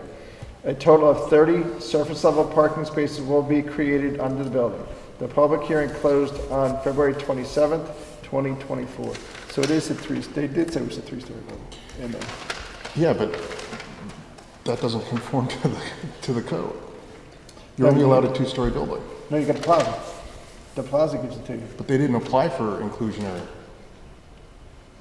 That's under the inclusionary, the 3rd story. It's not? Yeah. You sure? Okay. Grove Street has it. Okay. That's how Grove Street got it. Fred, quick question. Does that door need to remain open? I didn't hear the question, Mike, I'm sorry. The door. Someone closed it as they left. Sorry. Okay. Okay, then there you go. That's the 3 stories. Yeah, that's to get the 3rd story. Thank you. Thank you. All right, so this is the application that we've discussed, I don't know, 3 nights or at least 2 nights on this specific one. The application went through the review process by us. I have a letter here going through all the items. It was looked at by peer review by Ty and Bond. It was looked at by the in-house planning and zoning people, or planning and zoning commission. There was a traffic study done by Harness and Hanover, which is our outside traffic consultant. And they had they reviewed the outside traffic consultant. The architecture review board submitted to us a 7-page memo, or they completed a 7-page memo of their decision on it, designing the building. They've checked most of the boxes that are out there. There was the outstanding issue that we talked about a little bit, where you have to have retail on the ground floor. I don't know where we landed up on that one, because it is in the CBD zone. But Jeremy, why don't you go through a couple items on this, and then we'll open it up for general discussion, please. Sure. You may recall that there was a similar application back in 2023. I think many of you were on the commission then. This is a scaled back version of that. I think that proposal was 22 apartments with 40 parking spaces. This is 18 spaces. I think they're all 1 bedroom. As Steve said, there was a peer review engineer, Ty and Bond, who looked at stormwater, grading, drainage. Hardesty and Hanover reviewed the applicant's proposal relative to traffic, parking, the proposed road improvements, the shoulder striping, the stop bars, new stop sign. The ARB had a number of meetings about the proposal. As Steve noted, the final letter was about 7 pages relative to everything from lighting, landscaping, the building facade and how that looked.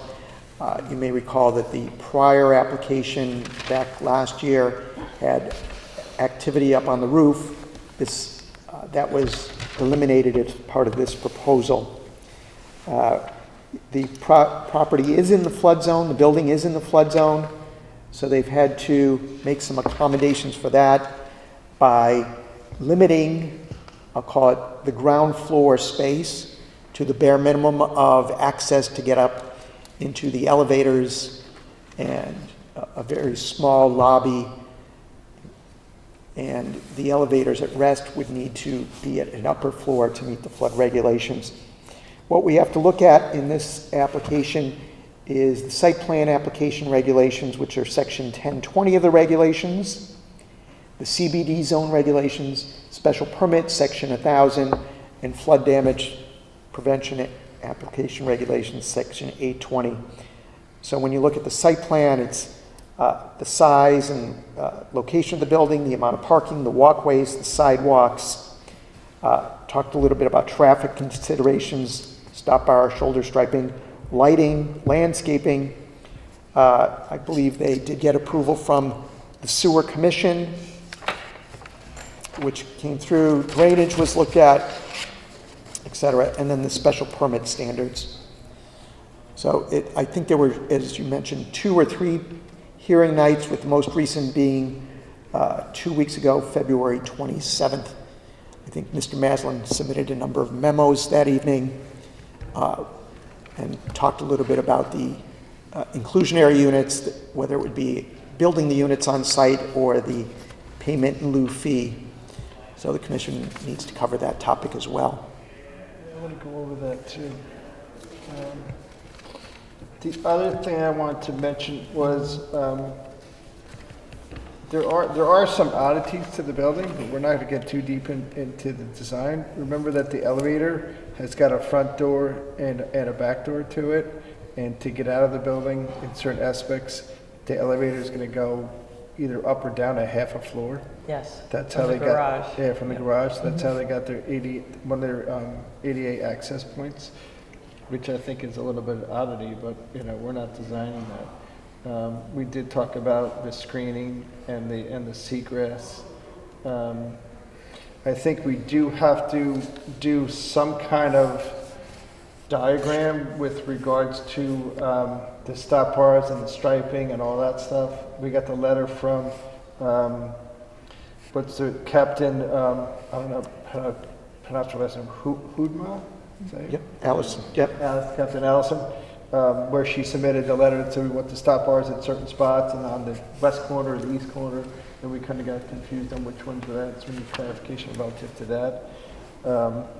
With regards to, and this is an item that's open for debate, and it's us deciding, is where the heck did I put it? With regards to the affordable units, you can do either on-site, off-site, or give the town a fee in lieu. The applicant has expressed interest with us to do a fee in lieu.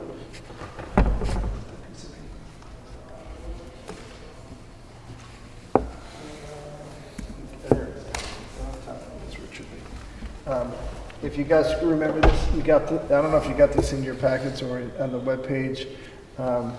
Mr. Attorney Maslin did a memo of below market rent calculations and income limits. The date of this is January 23rd, 2024.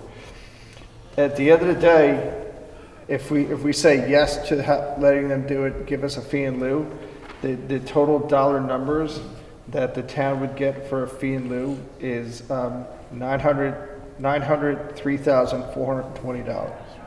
So the town gets nearly $1 million that would go into the Darien Affordable Housing Trust Fund. If we make one unit on site and the rest being a fee in lieu, it's $544,000. If we do 2 units on site and then remainder in the fee and lieu, it's $186,000. One of the things that I would like to do in our town is we do have a housing trust fund right now. There's a $195,465.60 in it. I would like to fund that and get that up higher. So it would be my recommendation to take the affordable units in a fee and lieu and add an additional $903,000 and change to our housing trust fund. That's a decision that we have to make. We can either make it now, or we can put it in the draft and switch it if we want to, but that's what I would recommend. What else is in here? The fire marshal signed off on it. They did lift it up. I think we do have to have a formal flood plan that they want, a flood management plan or an evacuation plan. We're going to make that as a condition of approval, is what we talked about. And that would, excuse me, include the tenants as well, right? Not just the cars, because that was what was just, yep, okay. Yeah, I think did they give us a draft management plan for flooding? Or was that a different application? I'd have to double check the record, to be honest. It's been a while. Because you're correct, there's 2 things. And I went down to Sono this weekend. There's a couple of houses, there's a couple of new apartment buildings. It's one of them's actually 123 Water Street. It's right in a flood zone. The building is lifted way up high in the flood zone, but all the parking is in the flood zone. Okay. And there's grates there. So it is definitely a buyer beware. You know, if I've got a Tesla and I parked it under the building and it floods, you know, I leave the car there, it's toast. I'm also just wondering about where do the tenants go if there is a flood? If they want to move their car? But what if they can't actually get in and out of the building safely? Is that right? The way the building was designed, which is different than the last one, and I don't want to get too deep into the weeds on the last one because that application was denied and withdrawn, but the ground floor lobby is out of the flood zone, okay? So the ground floor lobby is out, so for argument's sake, it's 18 apartments, there's 2 people living in every apartment, the ground floor lobby should have the capacity to hold 36 people. How they get from the ground floor lobby out of the building is there's a handicap ramp out or else goes out the back. But that's the part where it's up to the fire department to get those people out of the building. What my concern was on the other one is that if they were upstairs on the 3rd floor in a wheelchair and they shut off the elevators. It still is the case, but I think the elevators can still work in this building, even though, because it's lifted out of the flood zone. Right, the difference is in that 1/2 floor, it's gonna have a problem, but you can get in it, but in most buildings where the ground floor is in a flood zone, they shut off the elevator automatically. Okay. So you can't do it. And this one, if it does flood and there's 3 feet of water outside, the elevator should still work. Okay. But that's a major concern, because I didn't want somebody stuck upstairs. George, anything you want to add to this one, any conversation? Only that I think it's an intelligent plan. So I'm okay with it, from what I heard. And for what it's worth, I would agree that payment of the fee in lieu would work here without committing to how I would do that in the future, but since there's some money, but probably not a usable amount of money in the trust account, I think it's wise to get that higher up and funded better. I do understand whoever controls that money hasn't met in years, so I wouldn't want it to lie fallow in that account. I think they need to pay attention to it soon. Yeah, no, the last time the trust fund money was used was to build Old Town Hall Homes, which is now the Royal. There was money that was in there that was given to the Royal to make that, they applied for it and got it. Okay. So we can always do that again. I don't know if we're building any other thing that's 100% affordable at this point in time, but we can make contributions to that, but thank you. You want to go next, Mike? Sure. You know, I've been pretty vocal. I just don't think that this conforms to the zoning regulations. I think Bob's, I watched the testimony just as we discussed earlier. I don't think that his explanation or the description of the project conforms, right? This is supposed to be a mixed-use zone. This is strictly a multifamily project. There's no multifamily allowed in this zone, right? This is not a multifamily zone. This is apartments on upper floors. And we even have a regulation that says if the first floor is not suitable for retail, right, suggesting that it should be used for retail, you can come to the commission and ask for permission to use that first floor as office, which is actually the building that Bob Mazin's in, has 2 floors of office above a parking garage. So, you know, I just don't see, no matter how he wrangles it or describes it, this concept with the first floor being an accessory use of a parking garage doesn't gel with the regulations, in my opinion. Okay. And nobody may agree with me on that, and that's fine, but, you know, we saw the application now, which I just caught the beginning of, I didn't see the entirety, but the Squab Lane application is doing the exact same thing. Right. So I think it's a dangerous precedent that you're setting to allow, you know, full multifamily in the CBD, Central Business District, right? I think it's a zone that's supposed to be retail, mixed use, and this project has none of that. And the comments that this part of town doesn't lend itself to walking, it's bogus. Yeah, it does. Right? It doesn't make any sense. It doesn't fit in with the town plan of conservation and development. It doesn't, it really, this project doesn't work. I did go back and look, and we did as a commission decide that the parking regulations were trumped by section 900. I'm surprised by that, because they are 2 distinct parking regulations.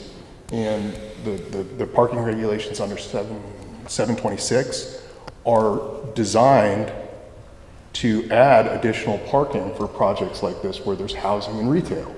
Now, just because you take out the retail element and you decide, oh, well, I'm just gonna do multifamily, shouldn't change the parking requirements. But we did make a decision on that. We gotta stand by our decisions. Okay. So. With the one clarification on 2 Squab Lane, if you go back and if you do watch the tape, the way they got around the retail is they I understand the argument, but I don't think that that's really the nature or the scope of the regulations. They merged. Right, they're saying, right, we're gonna merge the lots. So it's sort of like taking all of your affordable and putting it somewhere else, right? Which, you know, we've seen happen in the Corbin project. The idea of having affordable as part of the project is so that those people are incorporated into that community, not to have them segregated in a different part of town. Well, Glassmeyer did that too with Settlers Trail. Correct.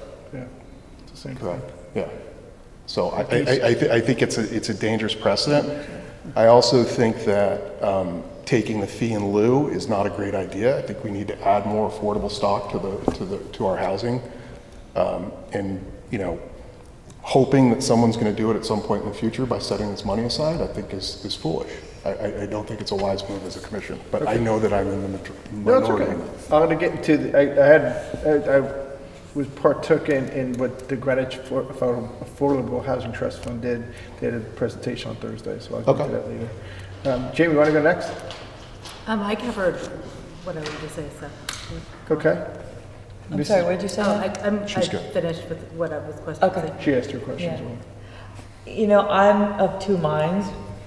I think I applaud the progress that was made from, and I know we're not really supposed to refer and think about the prior applications, but I do think the building will kind of be a sister to the building that's next door to it, and I do think it will kind of visually make sense in the area.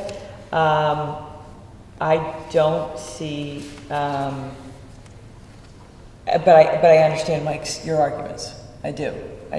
So I'm of 2 minds, and that's what we're here to figure out where this is going to land. You know, though I'm more comfortable clearly with the work that he's done with regards to the site plan with the plaza, and the design of the building is much better. Great, you got to remember, we don't want to get too deep into the other one either, but the last cut at this by the applicant, after multiple times, they never got any approval from ARB. Yep. This one, they finally got ARB approval. Yep. It's going to be a very expensive building if it gets built. Yep. based upon the design that I saw and my knowledge of how much it costs, but, you know, it is what it is. We're not in the feasibility business. Okay. So Jamie, you're okay with it?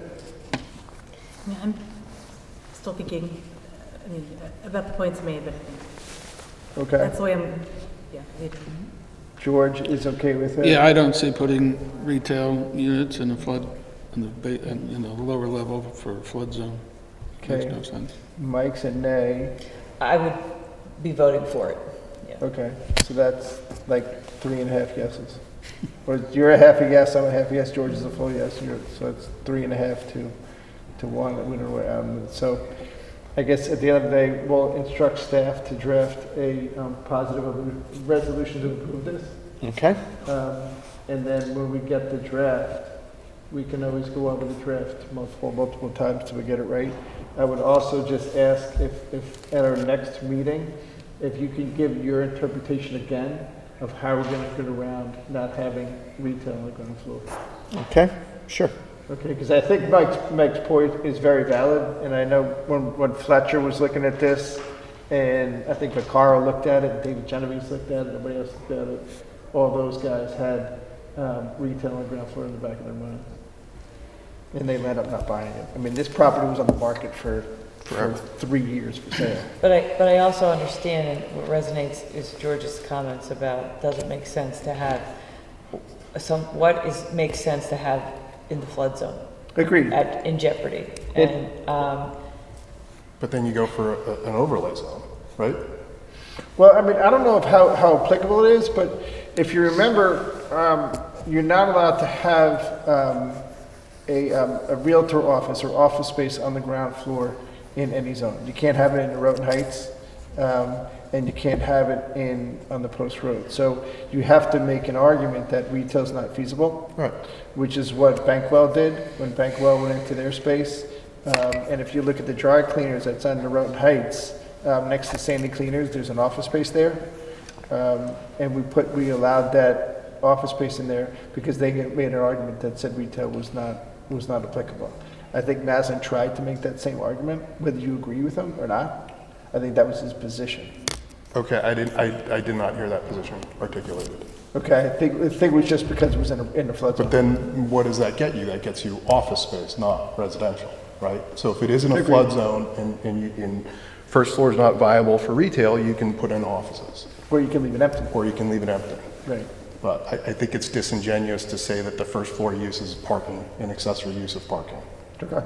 And then the second 2 floors are right, this is really a 2-story building. No, it's 100% a 3-story building. Okay. which is why we No, pushed we them went there so last hard. because Which they- is why we pushed them so hard on making the plaza. But if you First- go back to the presentation materials, he's got floors 1 and 2 for the 2 residential floors. But we're gonna go, well, I mean, we're allowed to deliberate as long as we want, but. Yeah, no, I'm not trying to beat a dead horse. No, you're not wrong, but it's important. In the prior application. You asked them multiple times, how many stories is this building? And you got a different answer from the architect, the engineer, and the applicant. Right, but at the end of the day, we settled on it's a 3-story building, and they had not given us a plaza. So this building is now a 3-story building, and we have the plaza, which is a requirement. On the other one, just because we do have to keep everybody fair and treat them all the same, on 2 Squab Lane, even though it's not an application yet, it's preliminary, their way of getting around the 3-story building is they're giving us additional housing units. That's the other way to do it. Vaccaro did the same thing, and I think Federal did the same thing too, right? Because they're one of those two. I think it's Federal. They have more than 14% affordable there. And it's because But they did establish plazas. yeah, there's a lot of plazas there. Yes, they're doing. Why, but it was something else. Okay, so draft it up as an approval, and then at our next thing, if you could give us your professional opinion and support for why we don't need retail on the ground floor, that would be great. Okay? Thank you all. All right, that's that. Next item on the agenda, and it's now, what, 4:10? Approval of minutes. So we have minutes to approve.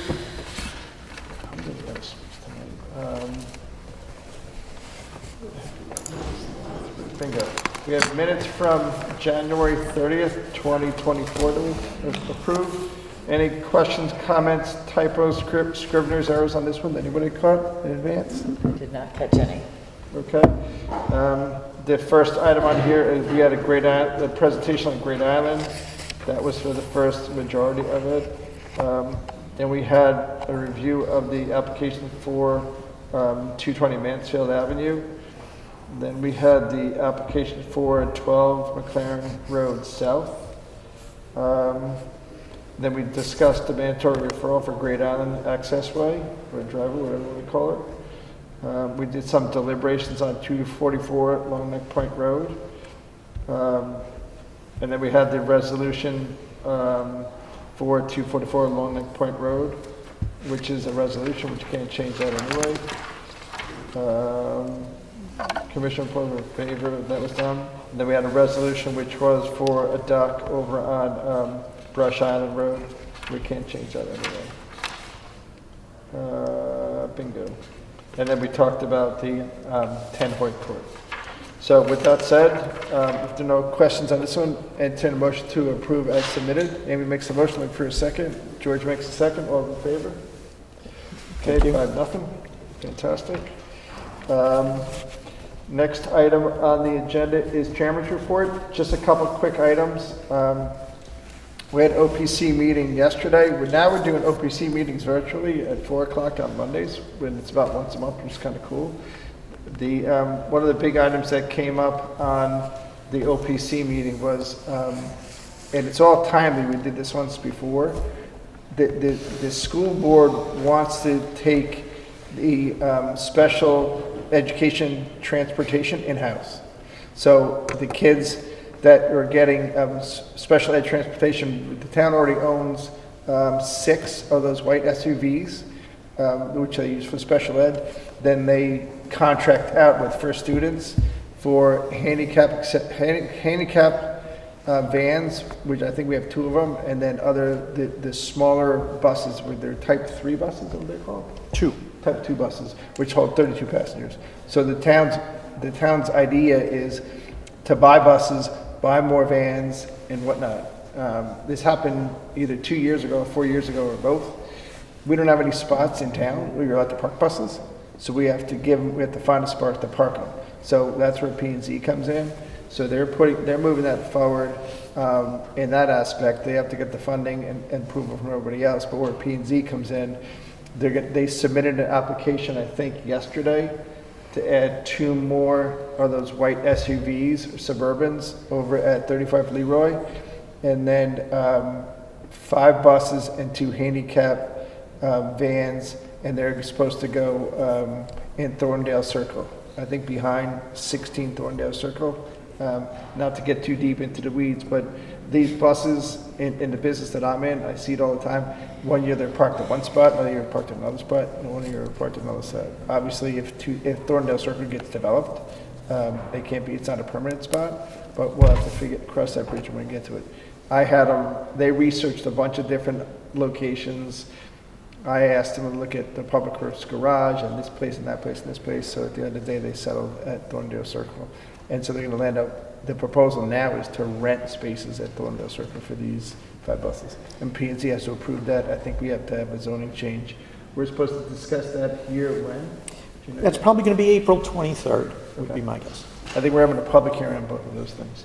The next item, which is fun for me, is spring sports. Starts this weekend at the high school. There's going to be a couple more sporting events under the lights at the high school. There'll be 2 lacrosse games and 2 for boys and 2 lacrosse games for girls. So the lights will be on at the high school again this winter.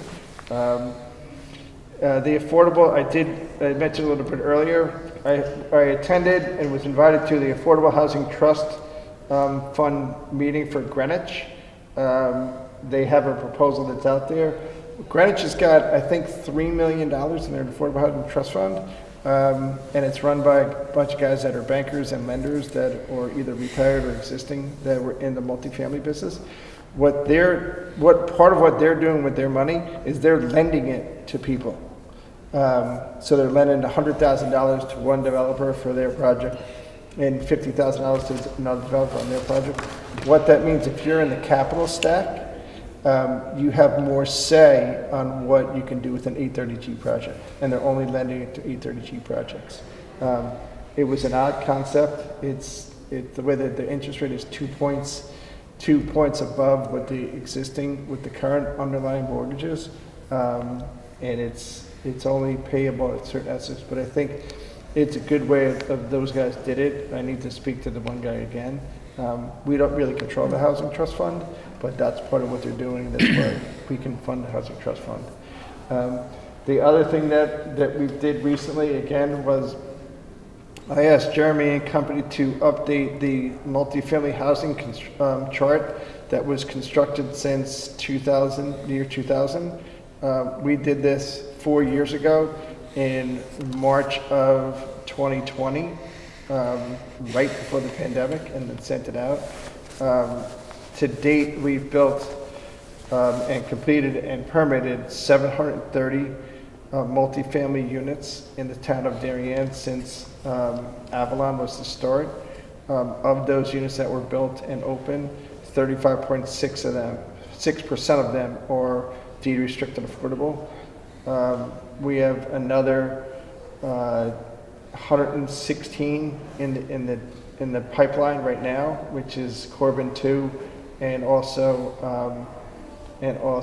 Heights Crossing, which is the Vaccaro Palmer site, that will be added to it. If all those get done, in the next couple of years, we'll have close to 900 units. Last week we saw 2 more applications and a pre-application together.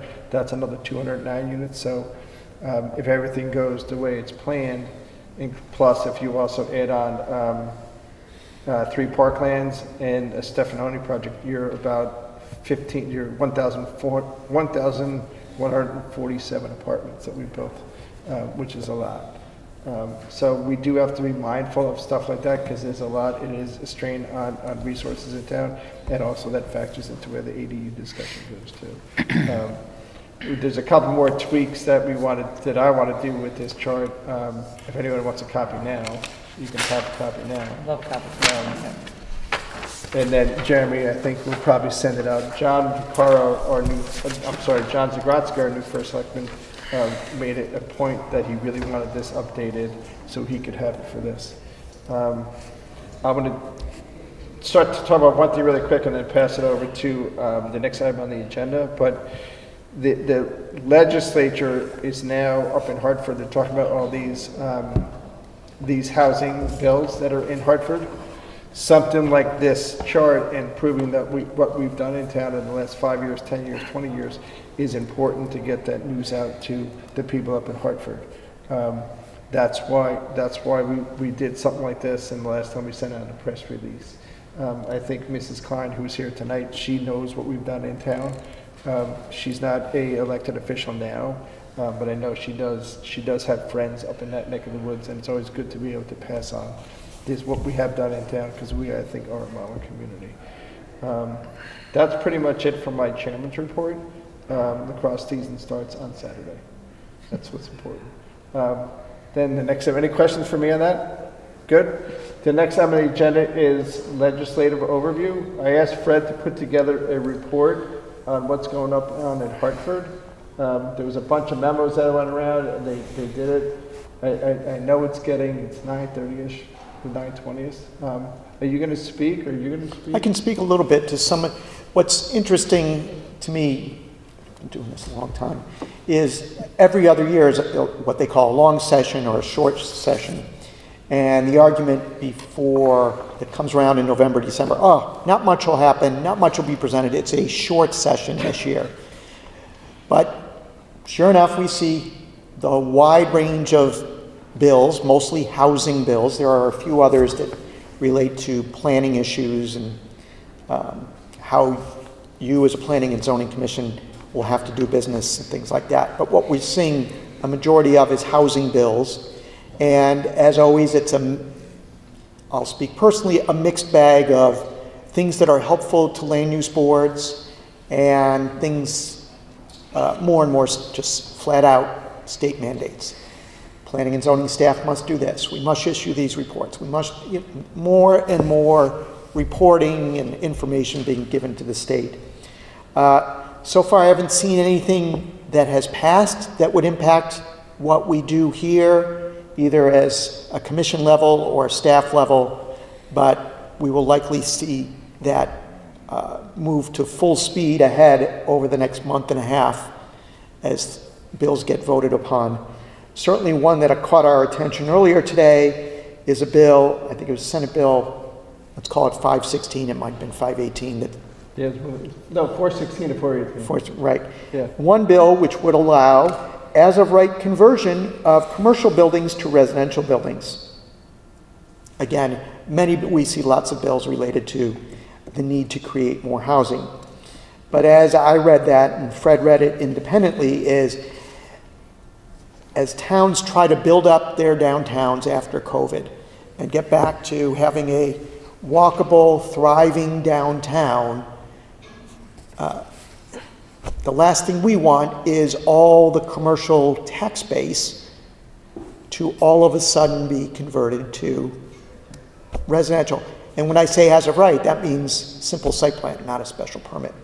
And I think it's personally a little short-sighted of the legislature to take, not only forget Darien, but communities throughout the state of Connecticut that have been trying for years and years to build up a thriving downtown, restaurants, retail's not as strong as it used to be, and to say, boom, you can take all that hard work and convert it to residential, where residential demand today is very strong. I think it's just short-sighted, but we'll see if that passes. There are many other bills that talk about, as I said, data reporting at a staff level, requirements for commissions. We'll see what passes. Sometimes I panic too much and worry too much, but we'll continue to keep the commission informed as we see bills come through. The two ones that I want to touch on really quick is, they call it, when a bill gets put forth, then it's called raised. It gets raised up to the next level. I'm not really a politician that knows this stuff, but some of them got raised. One of them that got raised was the elimination of municipal design review process for affordable housing buildings. And maybe it's just a study, or maybe it's a bill. We have a very robust, I would call it ARB, Architecture Review Board, and so does Greenwich. So if someone puts in an 830G application or an affordable housing building, whether it be the Heights, which is Old Town Hall Homes, or the Heights, Royal, I'm sorry, the the Heights, which is the old Allen O'Neill, or the Royal, which is Old Town Hall Homes. Those would not get designed or reviewed by us or ARB. I would be shocked. I think our ARB does a great job. I know for a fact that when we did the Royal, we redesigned it because one of the back pieces was too close to some neighbor's house, and they chopped off the building and they moved the whole thing around. That kind of, boggles my mind, but I would take that one away. The other one, and maybe you can give me more light on this one, is they're always going after sewage disposal, and it started once before where you could put a sewer plant on your own property. We're really close to the sound, and anything that gets flushed here lands up in the sound. So they have an act concerning,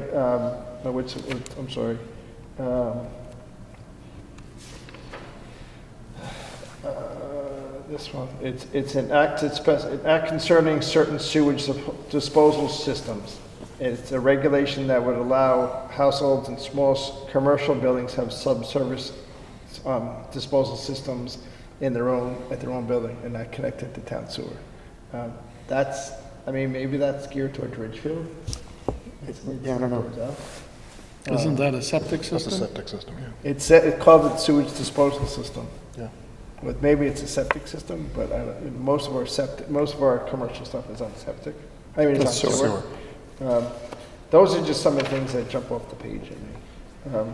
Fred has links and all this other stuff. I also did have a meeting with the other planning and zoning chairs. There's a guy that's in Ridgefield that knows this stuff backwards and forwards and backwards, and they're all writing.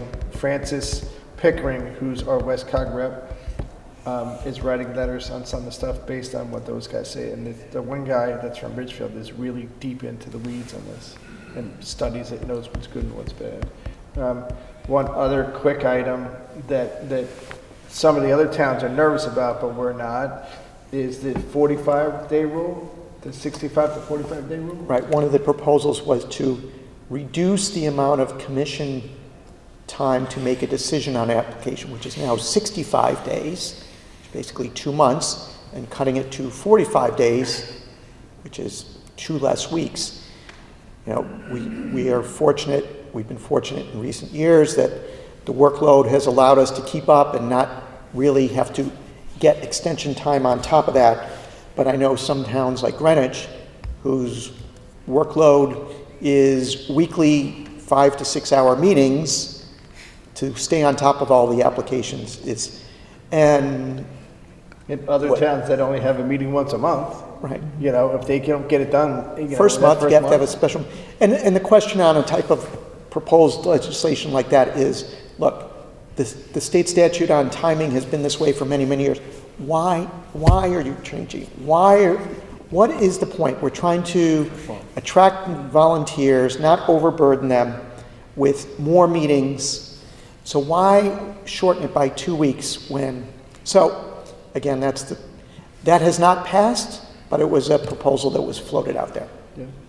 We'll see what happens. Okay, we're good? We're good. All right, we're winding down now. The next meeting is going to be March 26th and April 2nd. Anything special on those? March 26th, we have 5 what I will call minor public hearings. 4 of them are landfilling and regrading applications. One is a work in the flood zone, I believe. It appears that maybe we'll be able to cancel April 2nd or 9th. One of the 2 is likely to be canceled. And then a full public hearing night on April 23rd. We're going to be dealing with another regrading application and the improvement repair of the Hanson Road Bridge is on for likely April 23rd. And as Steve mentioned, the 2 proposals from the Board of Ed.